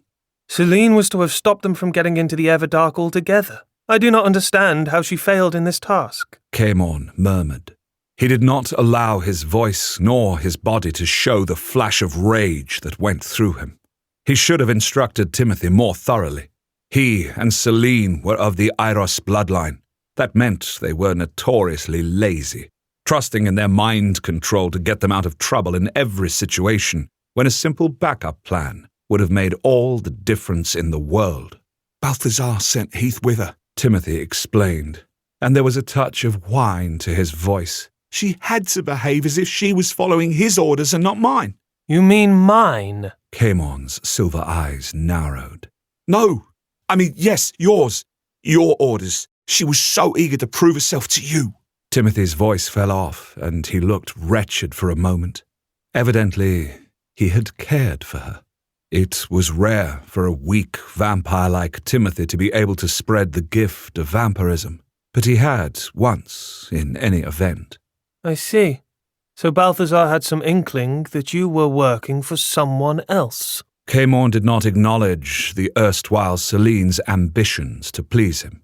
She had done anything but, and now her second death had complicated matters. And may have woken Damon. His fingers flexed almost imperceptibly over the arms of the throne. Timothy waved his arms frantically in front of him. He has no idea where my allegiances lie. Being of the Iros bloodline, I do not see why he does not. Camon's brow furrowed. Why does he not simply demand that you tell them the truth, or at least stay loyal? Put a compulsion upon you? A delicate blonde eyebrow rose up. If he isn't strong enough to control you, how is he the lord of the house? He is more than strong enough. For one moment, Timothy actually looked guilty over betraying Balthazar. He licked his lips and explained, That is what our former master, Roan Tithe, did. But Balthazar does not believe in such a way of doing things. We're entitled to our free will. How noble of him. Not very wise, but noble. Timothy jerked as if struck. He was having a harder time hiding his emotions than Camon, even though he should have known that showing guilt was the wrong move. After all, Balthazar was a heretic. Even when he had been a vampire in good standing in the Everdark, he had never attended any of the Order's meetings. Yet, despite it all, Confessor Arceus Cain had insisted on taking his part after he had slaughtered Roan Tithe. Arceus had used the examples in the Order of their overthrow of the Ten to justify Balthazar's likely naked power grab by eliminating his master.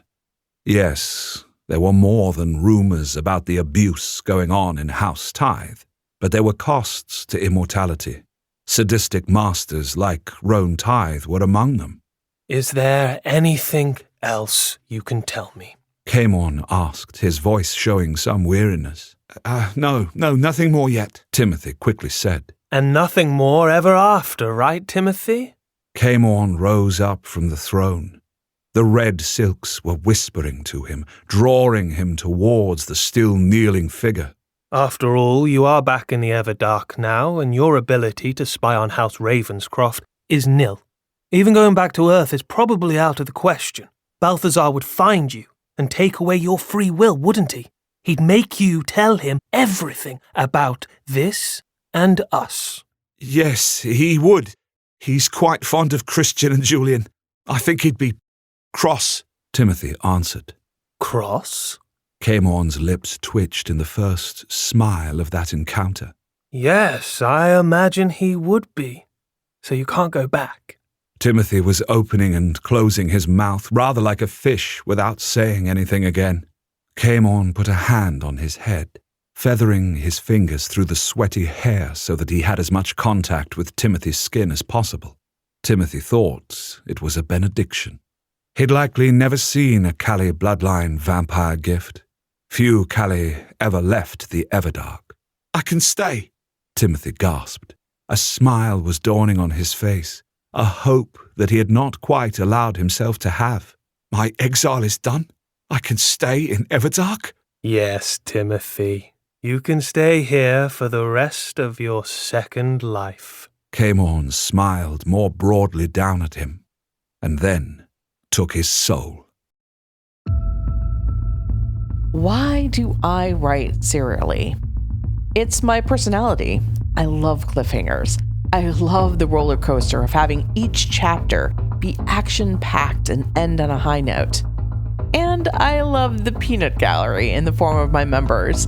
They tell me exactly what they love, what they don't love, and what they're confused about. Not to mention their fan theories and ideas that I haven't even thought of. In this way, my serials are responsive to my readers. They can and do change based on the feedback. If you're interested in becoming a member so you can join the Peanut Gallery, check the show notes for the sign-up link. Timothy's mouth, which had been opening undoubtedly to thank him for this great honor, fell open all the way with a click. His skin went from pasty to grey. Cataracts covered his silver eyes. Camorn removed his hand from Timothy's rapidly cooling head, and the body toppled over in an unmoving heap. A glowing blue ball, rather like balls of lightning that were sometimes seen on the hills before a storm, was in his hand. Timothy's soul. He held it up to examine it. Timothy could still be useful after all. Camorn smiled thinly. Tarn loped over to him at that moment. The werewolf had been waiting in an adjoining room.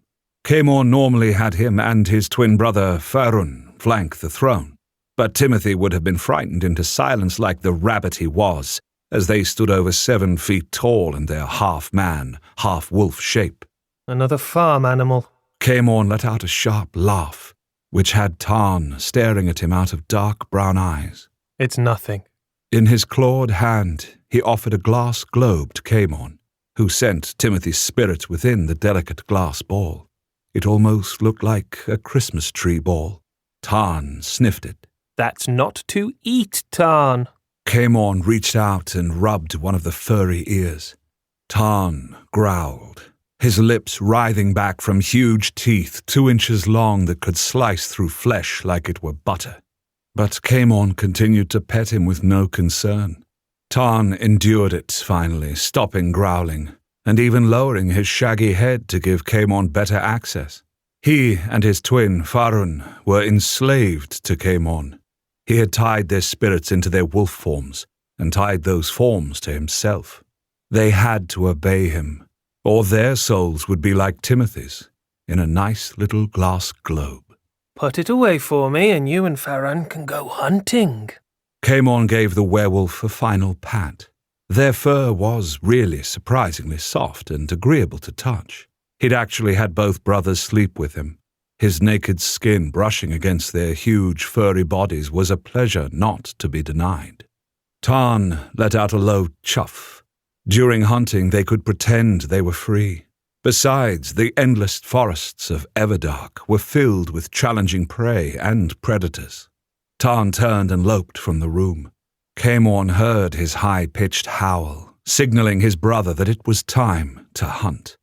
For his part, Camorn walked out onto the balcony and rested his hands on the cold stone rail and looked out at the midnight-drenched forest. Each city was an island of peace and safety amidst a sea of dangers. But even if one were to brave those dangers and travel on and on, one would never get to another Everdark city. The only way to access the different cities of the Everdark was on Earth, through gates. It was theorized that the cities were each in an alternate universe of Everdark, empty of all other vampire bloodlines but the ruling one. Only 4 of the original 11 universes were available to the vampires now. Some of the immortals had managed to wall off themselves from their progeny before the end came. Not that it had saved them. A nightbird, the size of a small car with glowing blue tips on its wings, flew overhead, blocking out the light from the double moons for a moment. He watched it soar away towards the mountains in the far distance. He tilted his head back and bathed his face in the moonlight. The spire had taken over the Seer bloodline city of Solace. The other bloodlines now divided the other 3 cities, Lasting, Haven, and Destiny. In those cities, every bloodline vied for power, while here the Order reigned supreme. So, things are going to hell, I hear. Vampire confessor Fiona Darksilver's cool, analytical voice broke over him. Camorn opened his eyes. You do not sound surprised. When the stakes are as high as they are here, things are bound to go wrong. It is almost like the larger the thing intended, the greater the risks it entails. She lightly placed her elegant hands on the balcony. Her black skin, a deep and almost blue-black tone, glowed under the blue and red moonlight. The beads in her hair clicked softly as she shook her head. He should have heard her coming, but she had likely teleported in. Her wyvern bloodline allowed her that gift. The delicate tattoo of wings showed on her right wrist. You're not to teleport within the spire, Fiona. He chided her. He was more annoyed that he had not sensed her the moment she appeared than that she had done it at all. She gave him a small smile. Forgive me. I felt that haste was more important than rules. Rules which won't last very long if Damon is to return. She turned towards him. The click of the beads in her hair was almost musical. I thought that our control of her would ensure that this would never happen. Does she not see the future? One would think, but the future is ever-changing. Everything we do makes a different trail, and she would say that she sees the future but does control it. He replied coolly, not allowing his jaw to clench as he wanted it to. He agreed with Fiona. His ace in the hole was ending up being something else altogether. And yet, we seem to be headed for a future where the things we do not want, Damon's return and our enslavement or destruction, will occur. Are you sure that she is not misleading you, Camorn? Perhaps if you allowed someone to accompany you when you speak with her. Like you, Confessor Darksilver? He used her title to remind her that he was the preceptor. His judgment was the judgment of the order. Hers was but a single voice asking to be heard. She bowed. Her robes were black, laced with red and silver, as befitted her status as that of a confessor, a senior confessor, but nowhere near his rank. Forgive my rash words, preceptor. I just wish to assist. All we know for certain at this point is that 2 human boys got into an Everdark city and that Selene and Heath are dead. There is a possibility, a small one, that the boys are the cause of the fledglings' deaths. He saw a flash of complete disbelief on her face. He felt the same way. Vampires were superior physically and mentally to humans in every way, but the boys were clever. The Harrows had been a thorn in his side for long enough to know their son was not to be underestimated. Or the city's defences themselves killed them. There were traps in Solace that had to be deactivated. She crossed her arms over her chest and looked thoughtful. Yes, indeed. I had forgotten that. Just think. A whole new city in Everdark. The greatest city. Damon's city is within reach, but if only we could get the knowledge without the immortal. Camorn understood her lament. Ever since the Harrows had found Nightvallen, he had been haunted by what knowledge could possibly be hidden in its walls. But to go into Nightvallen was to risk Damon's awakening. And that might have happened anyways, because 2 brash, idiotic fledglings rushed in where angels feared to tread. What he needed now was information. He would get it from the one below. But he needed a figure less conspicuous than himself to go to Earth and investigate. And he had the perfect person. Though he wondered if she didn't have a weakness that could lead her to failure too. It wasn't stupidity like Timothy's. No, she was smart, incredibly smart. It was something else entirely that threatened her. You wanted to be of assistance? He asked her. She nodded eagerly. Her beads clacked and clicked. Yes, of course. What can I do? Go to Earth, see what you can find out, talk to Arceus Kane, he said. She did not react to the name of her former teacher, but instead looked at him steadily. Obviously, do not reveal our concerns. He's still faithful. She immediately bit her lip as if the words had escaped her mouth. He does not believe as we do. He would welcome Damon. He would not see the danger until it is too late. Camorn reminded her. Arceus's fascination with Damon had painted him as an eccentric at best amongst the other members of the Order. When he took Balthazar's side, many thought it was good riddance, but others saw him as a hero, as a purer priest than anyone else. Camorn had quashed those voices quickly enough. She bowed again. You are right, of course. I will seek out the information we need and will report back to you. Good. Another bow, and then she turned and left the balcony. She didn't teleport until she was out of his sight, at least. She couldn't phase to Earth, but she could to the gate. He had to walk, and walk he did. The throne room was luckily only midway up the spire, unlike his quarters, which were at the top. The place he was going was down in the very bowels of the spire. The stone grew colder and damper as he travelled deeper and deeper. Finally, he came to an ancient carved stone door. He pressed his right palm flat against a plaque on the very centre of the topmost panel. The leaves that were also carved into the doors shifted back as if living things, and there was a clunking sound as the magical lock disengaged.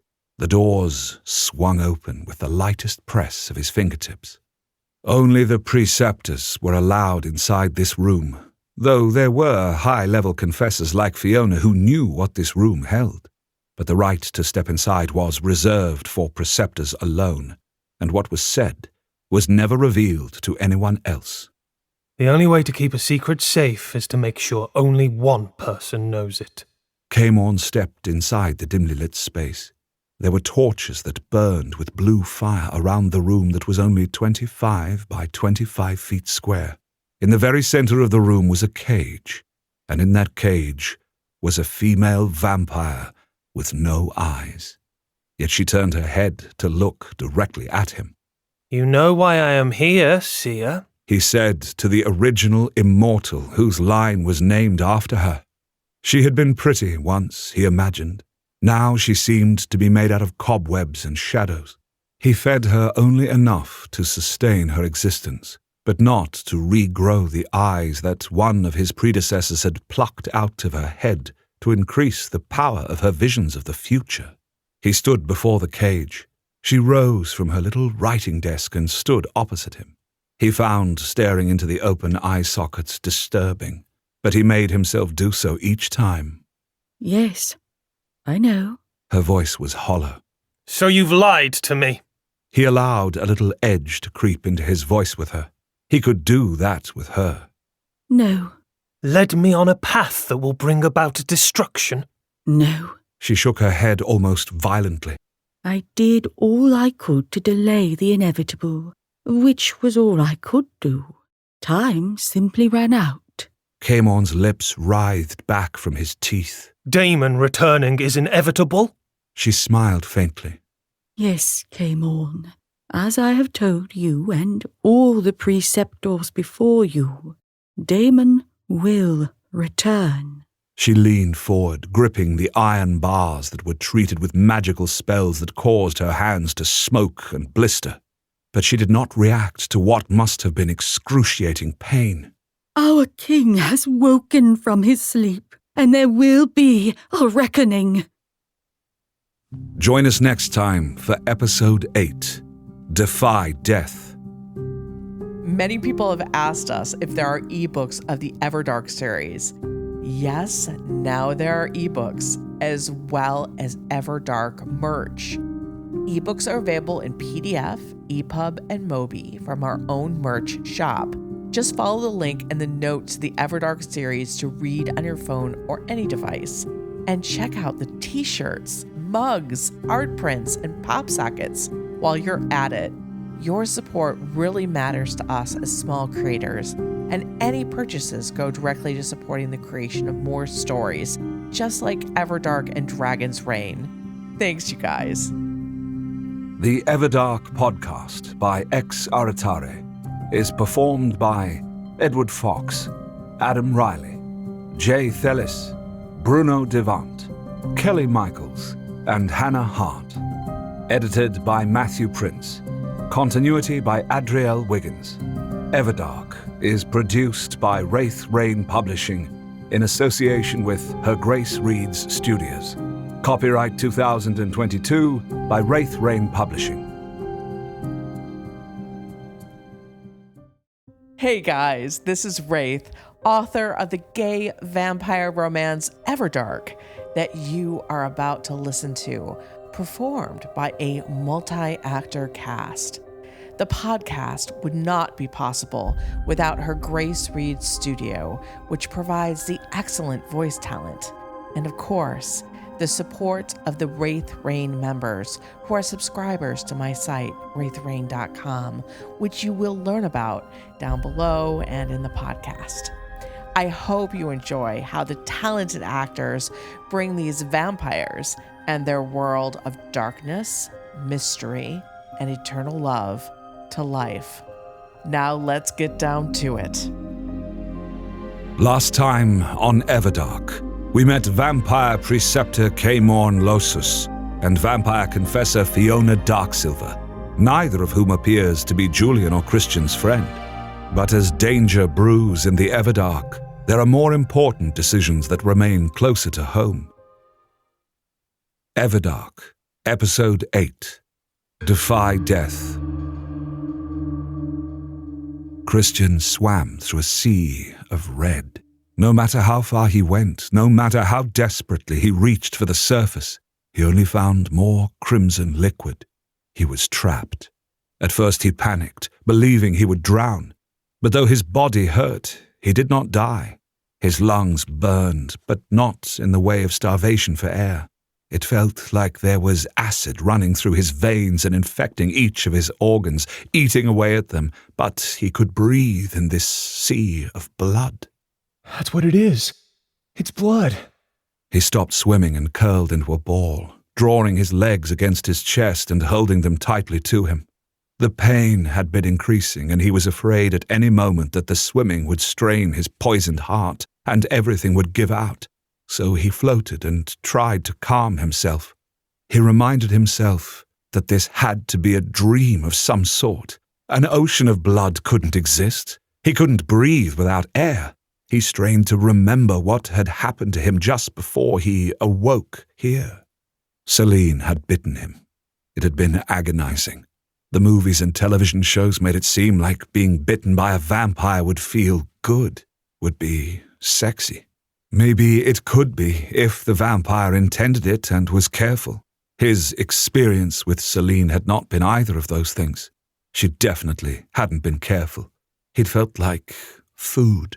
A juicy meat bag for her to drain the blood from. Then she'd tossed him aside like an empty carton of milk. This line of thought was good. Anger focused him. It made him cold and analytical. It conquered fear. Being used, like he had been by Celine, made him more than angry. He had been a bargaining chip to try to lure Julian out of the strange building that his best friend had become trapped in. Then he had been food. He'd been things. More anger. He was so glad that Julian hadn't come out, though it hadn't seemed like his best friend had had a choice in that. He'd tripped some mechanism that had trapped him inside. Is Julian okay? Did the vampires get him? Is he in a worse place than this? That had Christian wanting to move again. He had to get to Julian. He had never been a lucid dreamer, so this experience he was having must be due to the bite. For one frightening moment, he wondered if he were dead. Maybe the afterlife was a simple sea of red stretching forever onward. He swallowed in dread. There was no sense of the water passing down his throat, which confirmed this wasn't real. Or he was in a place where such physicality did not apply. I am not dead, Christian told himself. I will not believe I am dead until I have true data to tell me I am. Occam's razor would suggest that I'm simply unconscious and dreaming lucidly due to something perhaps in the vampire saliva. Perhaps there's something in it that plays with the human's mind. That likely being the case, perhaps if I can escape this sea, I will wake up. Satisfied with his reasoning, Christian looked upwards again. He thought it was upwards anyways, to see if he could catch a glimpse of the elusive surface. And this time, he did. Through the waves of red, he thought he saw a light.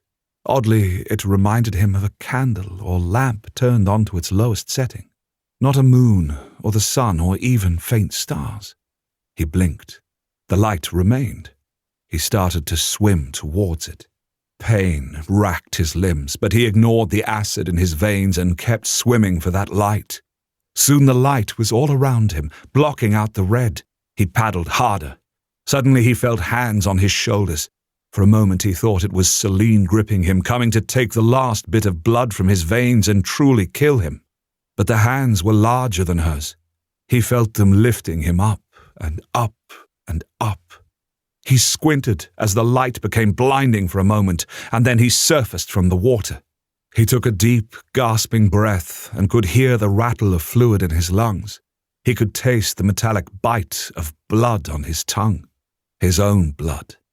He coughed violently and spit out blood onto fine white cotton sheets. That was when Christian registered that he was not floating on the surface of the water, but was lying down on a rather nice bed that he had just spit up on. The light he'd seen was in fact a thick white candle on a bedside table. The table looked like an antique. The bed, he realized, was a four-poster hung with heavy curtains. He shifted his head as he felt those hands, still on his shoulders, squeeze a little. There was a face above his, a male face, a strong jaw with a dusting of stubble, full lips that were pursed with concern, intense silver eyes. Silver eyes. Why is that familiar, and in a bad way? Vampires. He's a vampire.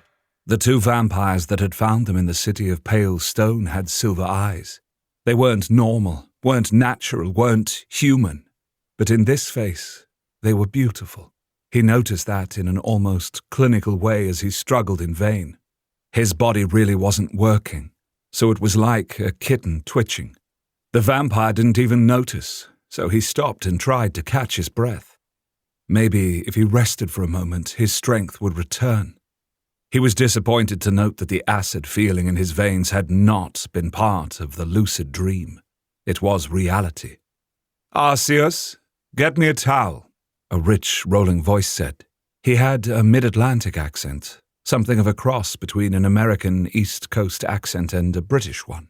A man, more a bear than a man, and from the silver eyes, he wasn't actually even a man. Dressed in what looked almost like monk's robes, approached the bed.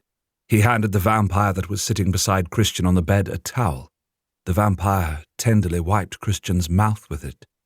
"Christian," the vampire said, "can I call you that? I feel I know you so well that calling you Mr. Thorne would seem strange, considering everything." Know me? Who are you? Christian's voice sounded faint. "You can speak. That's good. I was worried that you might be too far gone."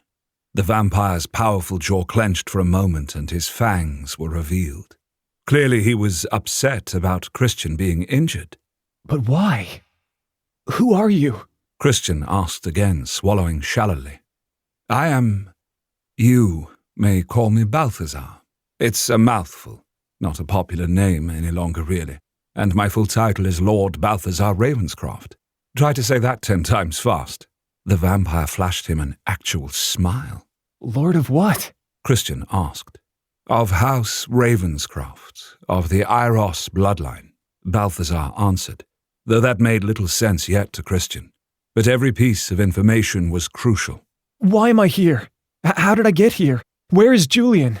This time he struggled to sit up, and the vampire noticed his movements. Balthazar gently, and Christian could feel the vampire's strength, so he knew this was gentle, held him down. Do not try to get up.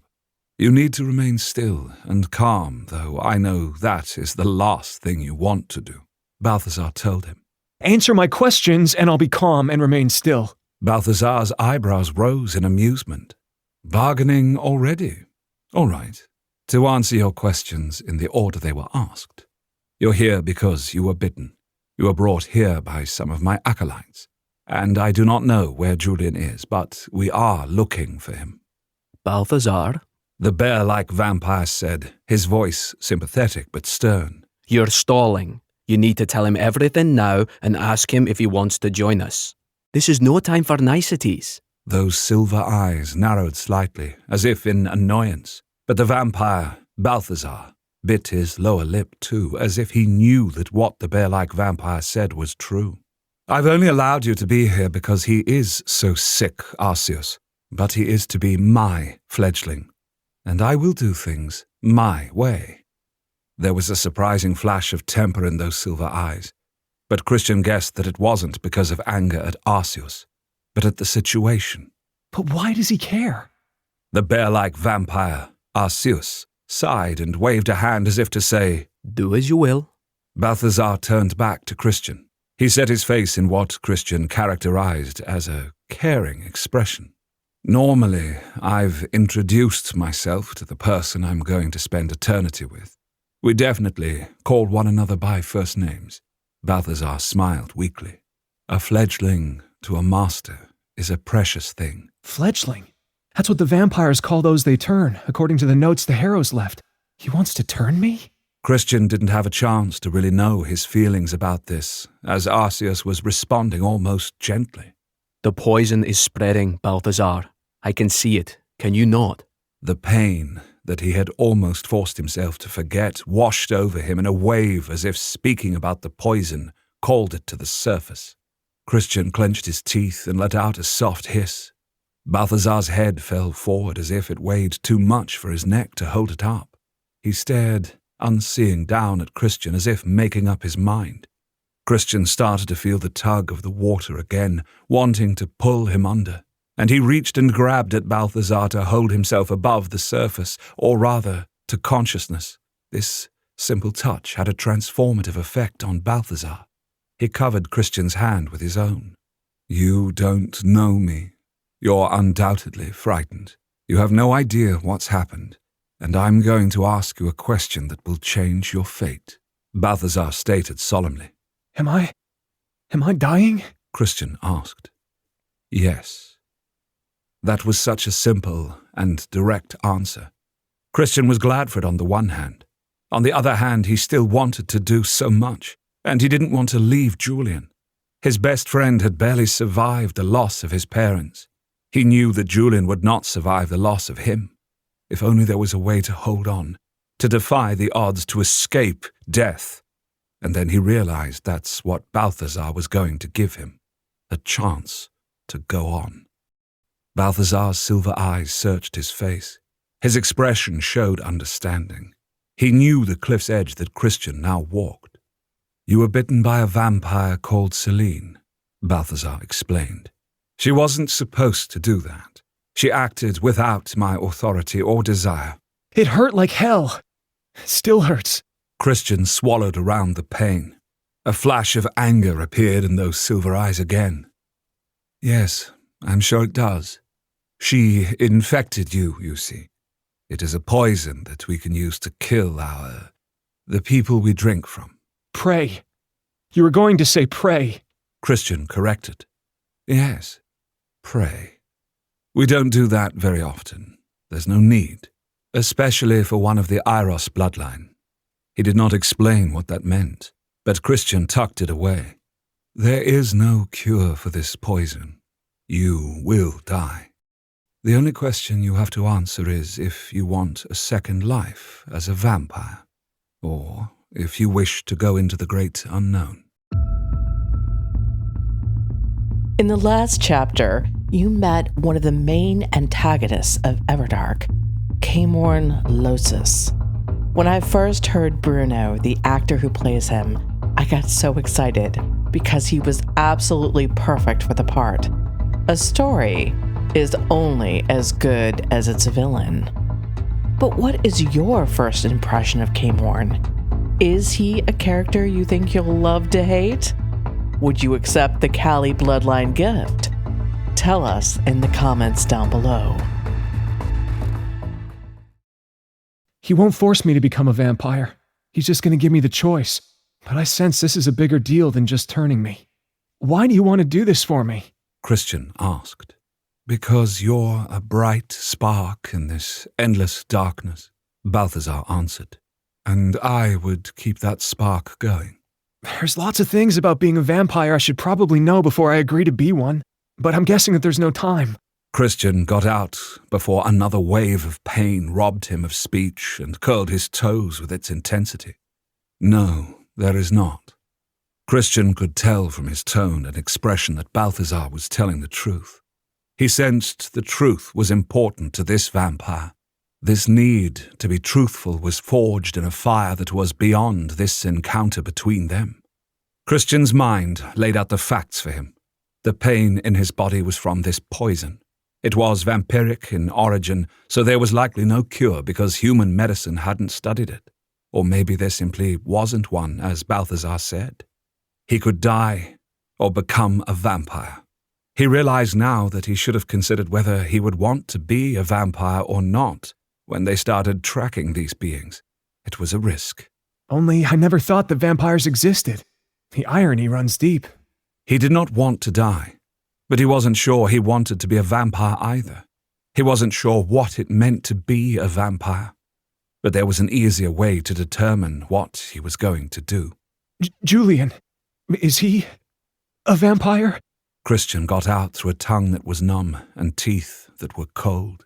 A flutter of some emotion went through Balthazar's eyes, but he answered with that fiery truth. Yes, he is. Is he okay? I sincerely hope so. Seeing the panic in Christian's eyes, he quickly added, He was turned by a vampire in the city you were in. He took you to the hospital, but then there was some miscommunication, and he fled. The sun was rising. I have my people looking for him. He won't trust them.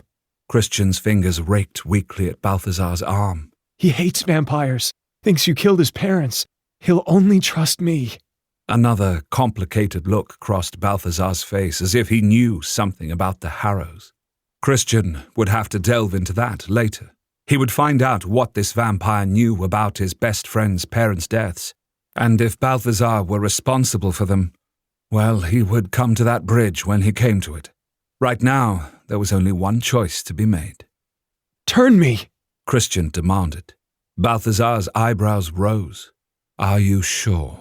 You want to turn me, and I've said yes. What more do you need to know? Christian snapped. Julian was out there, alone and afraid and hunted.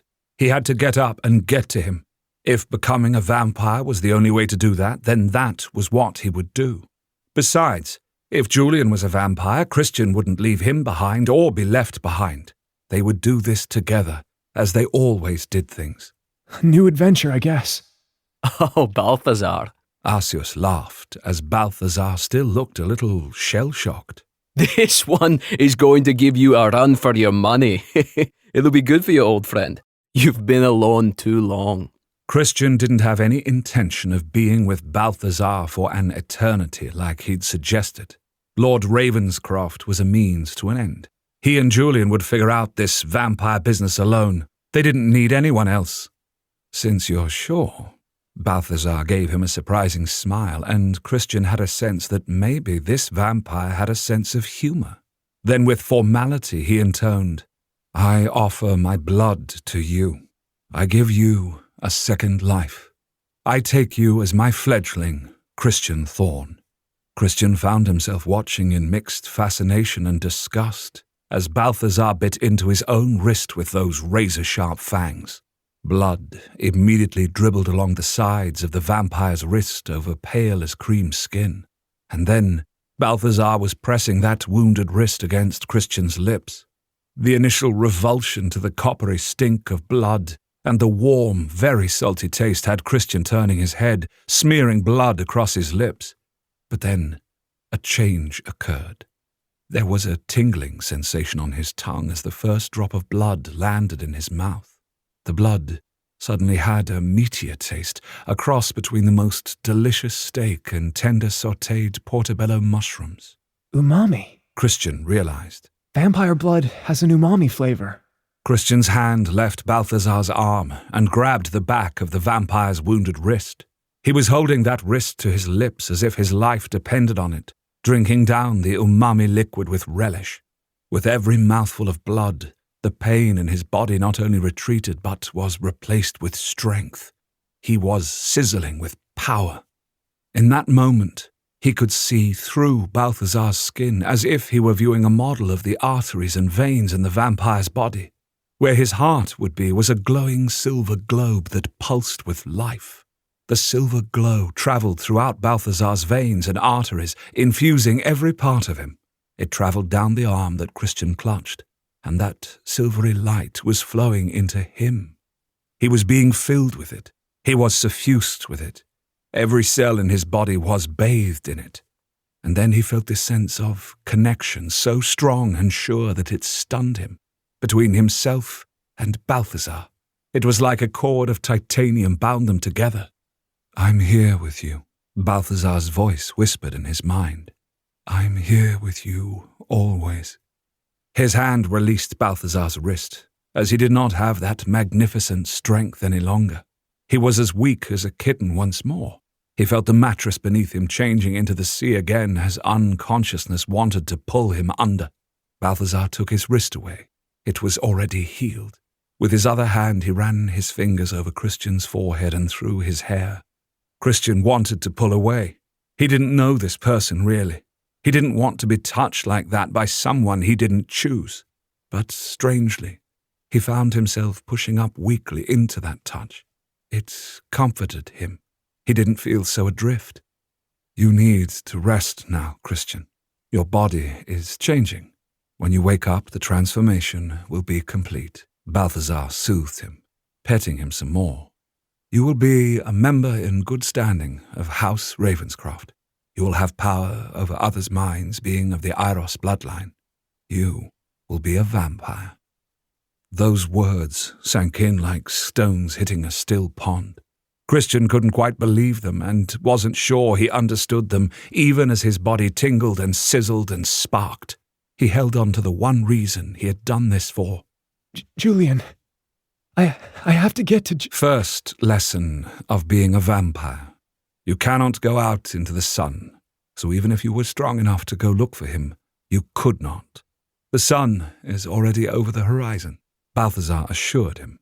My people will find him. When you wake, we will have news. But you must rest now. Rest. Christian, who had been fighting against the pull of sleep, heard that word not just in his ears, but in his mind, as if it were implanted within him.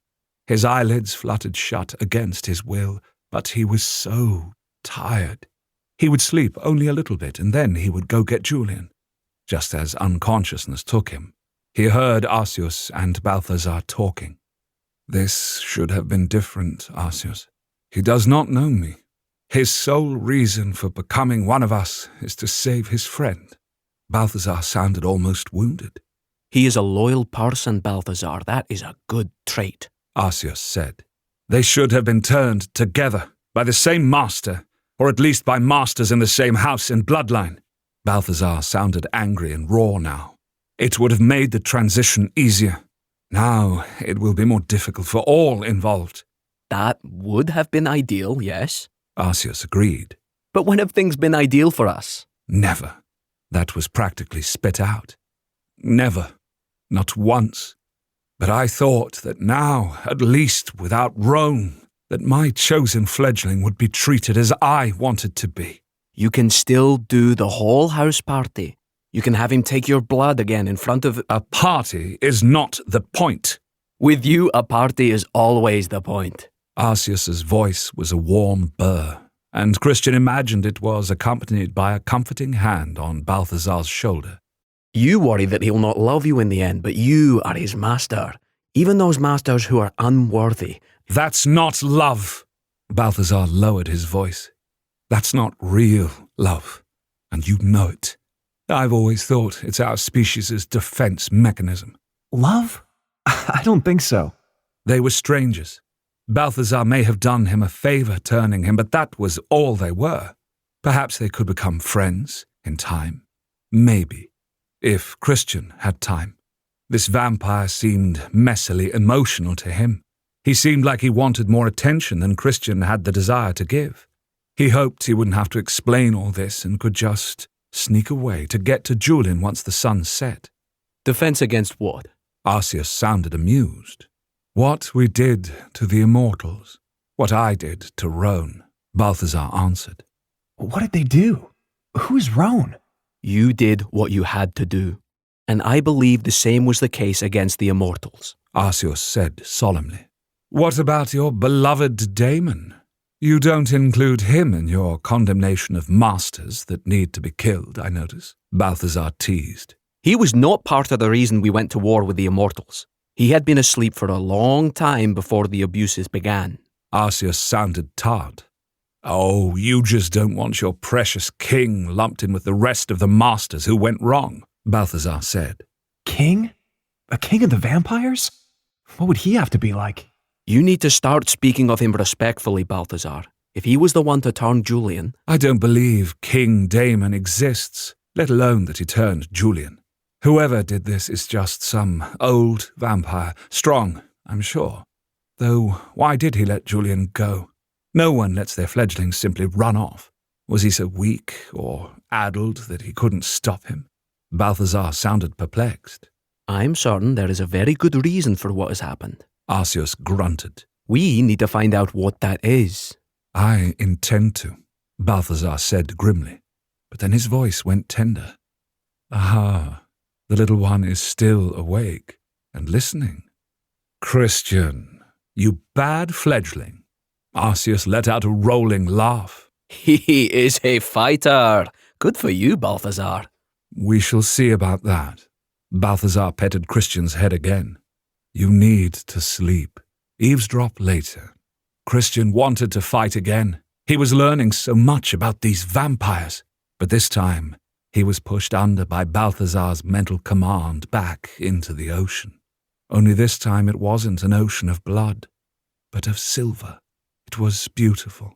It was peaceful. It lulled him to true sleep.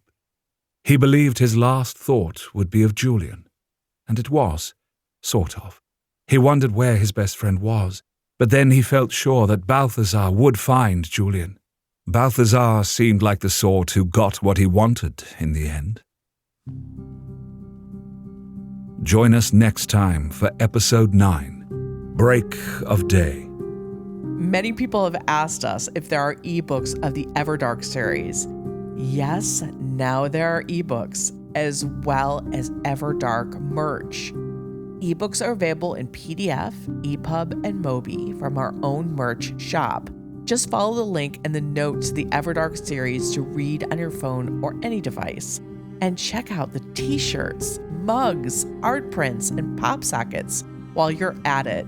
Your support really matters to us as small creators, and any purchases go directly to supporting the creation of more stories, just like Everdark and Dragon's Reign. Thanks, you guys. The Everdark podcast by Ex Aritare is performed by Edward Fox, Adam Riley, Jay Thelis, Bruno Devant, Kelly Michaels, and Hannah Hart. Edited by Matthew Prince. Continuity by Adriel Wiggins. Everdark is produced by Wraith Rain Publishing in association with Her Grace Reads Studios. Copyright 2022 by Wraith Rain Publishing.